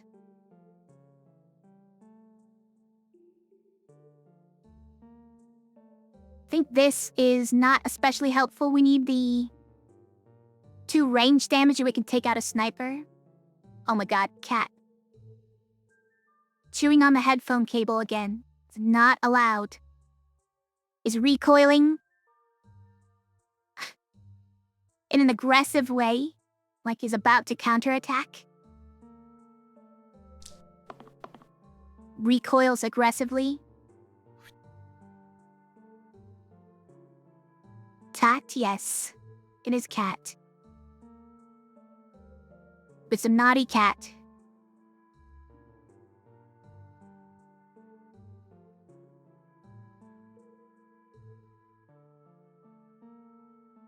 Alright, we gotta reroll those.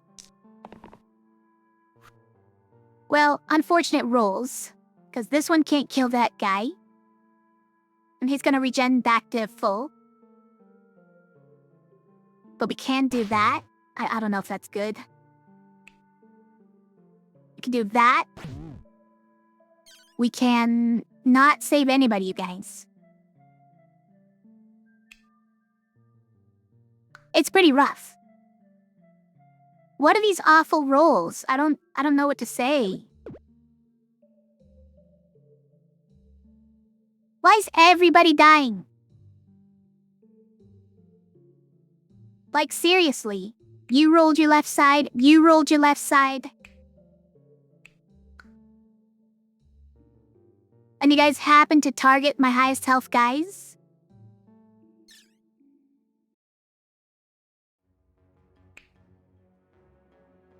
Guys, I think we lost.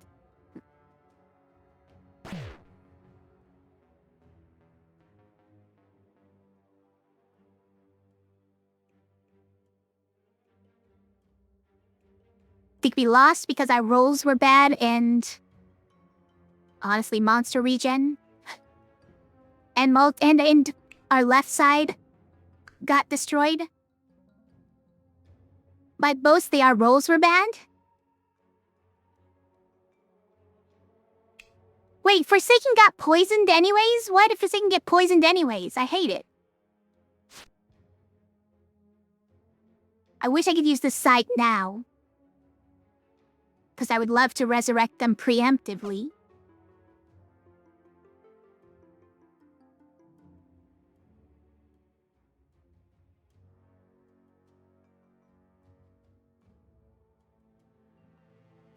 Yeah, the problem is these two will regenerate to full health after this. So hitting them right now does nothing.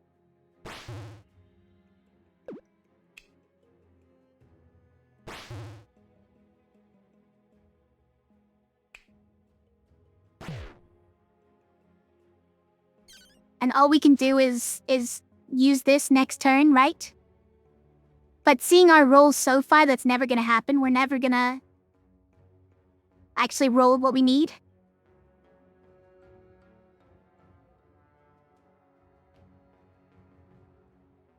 It's terrible.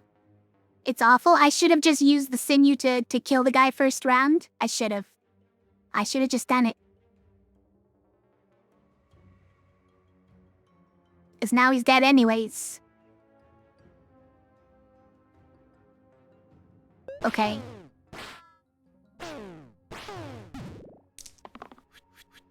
Really? You're rolling your left side again? It's pretty rude.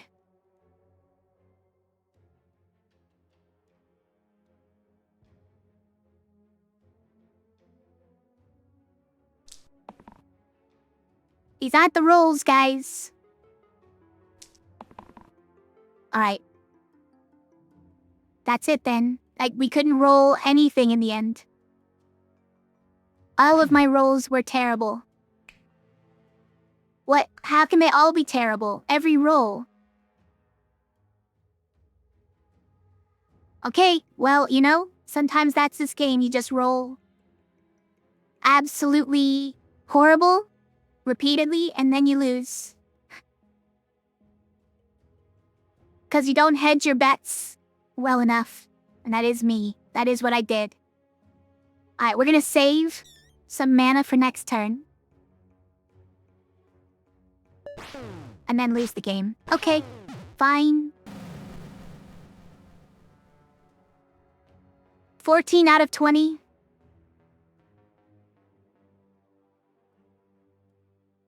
We got 2/3 of the way. Another unfair mode lost. I'm not good at unfair mode, you guys.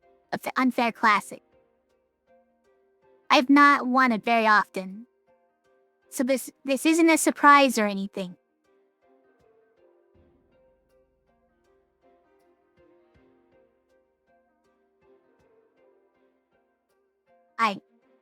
Well, that's Slice and Dice for tonight.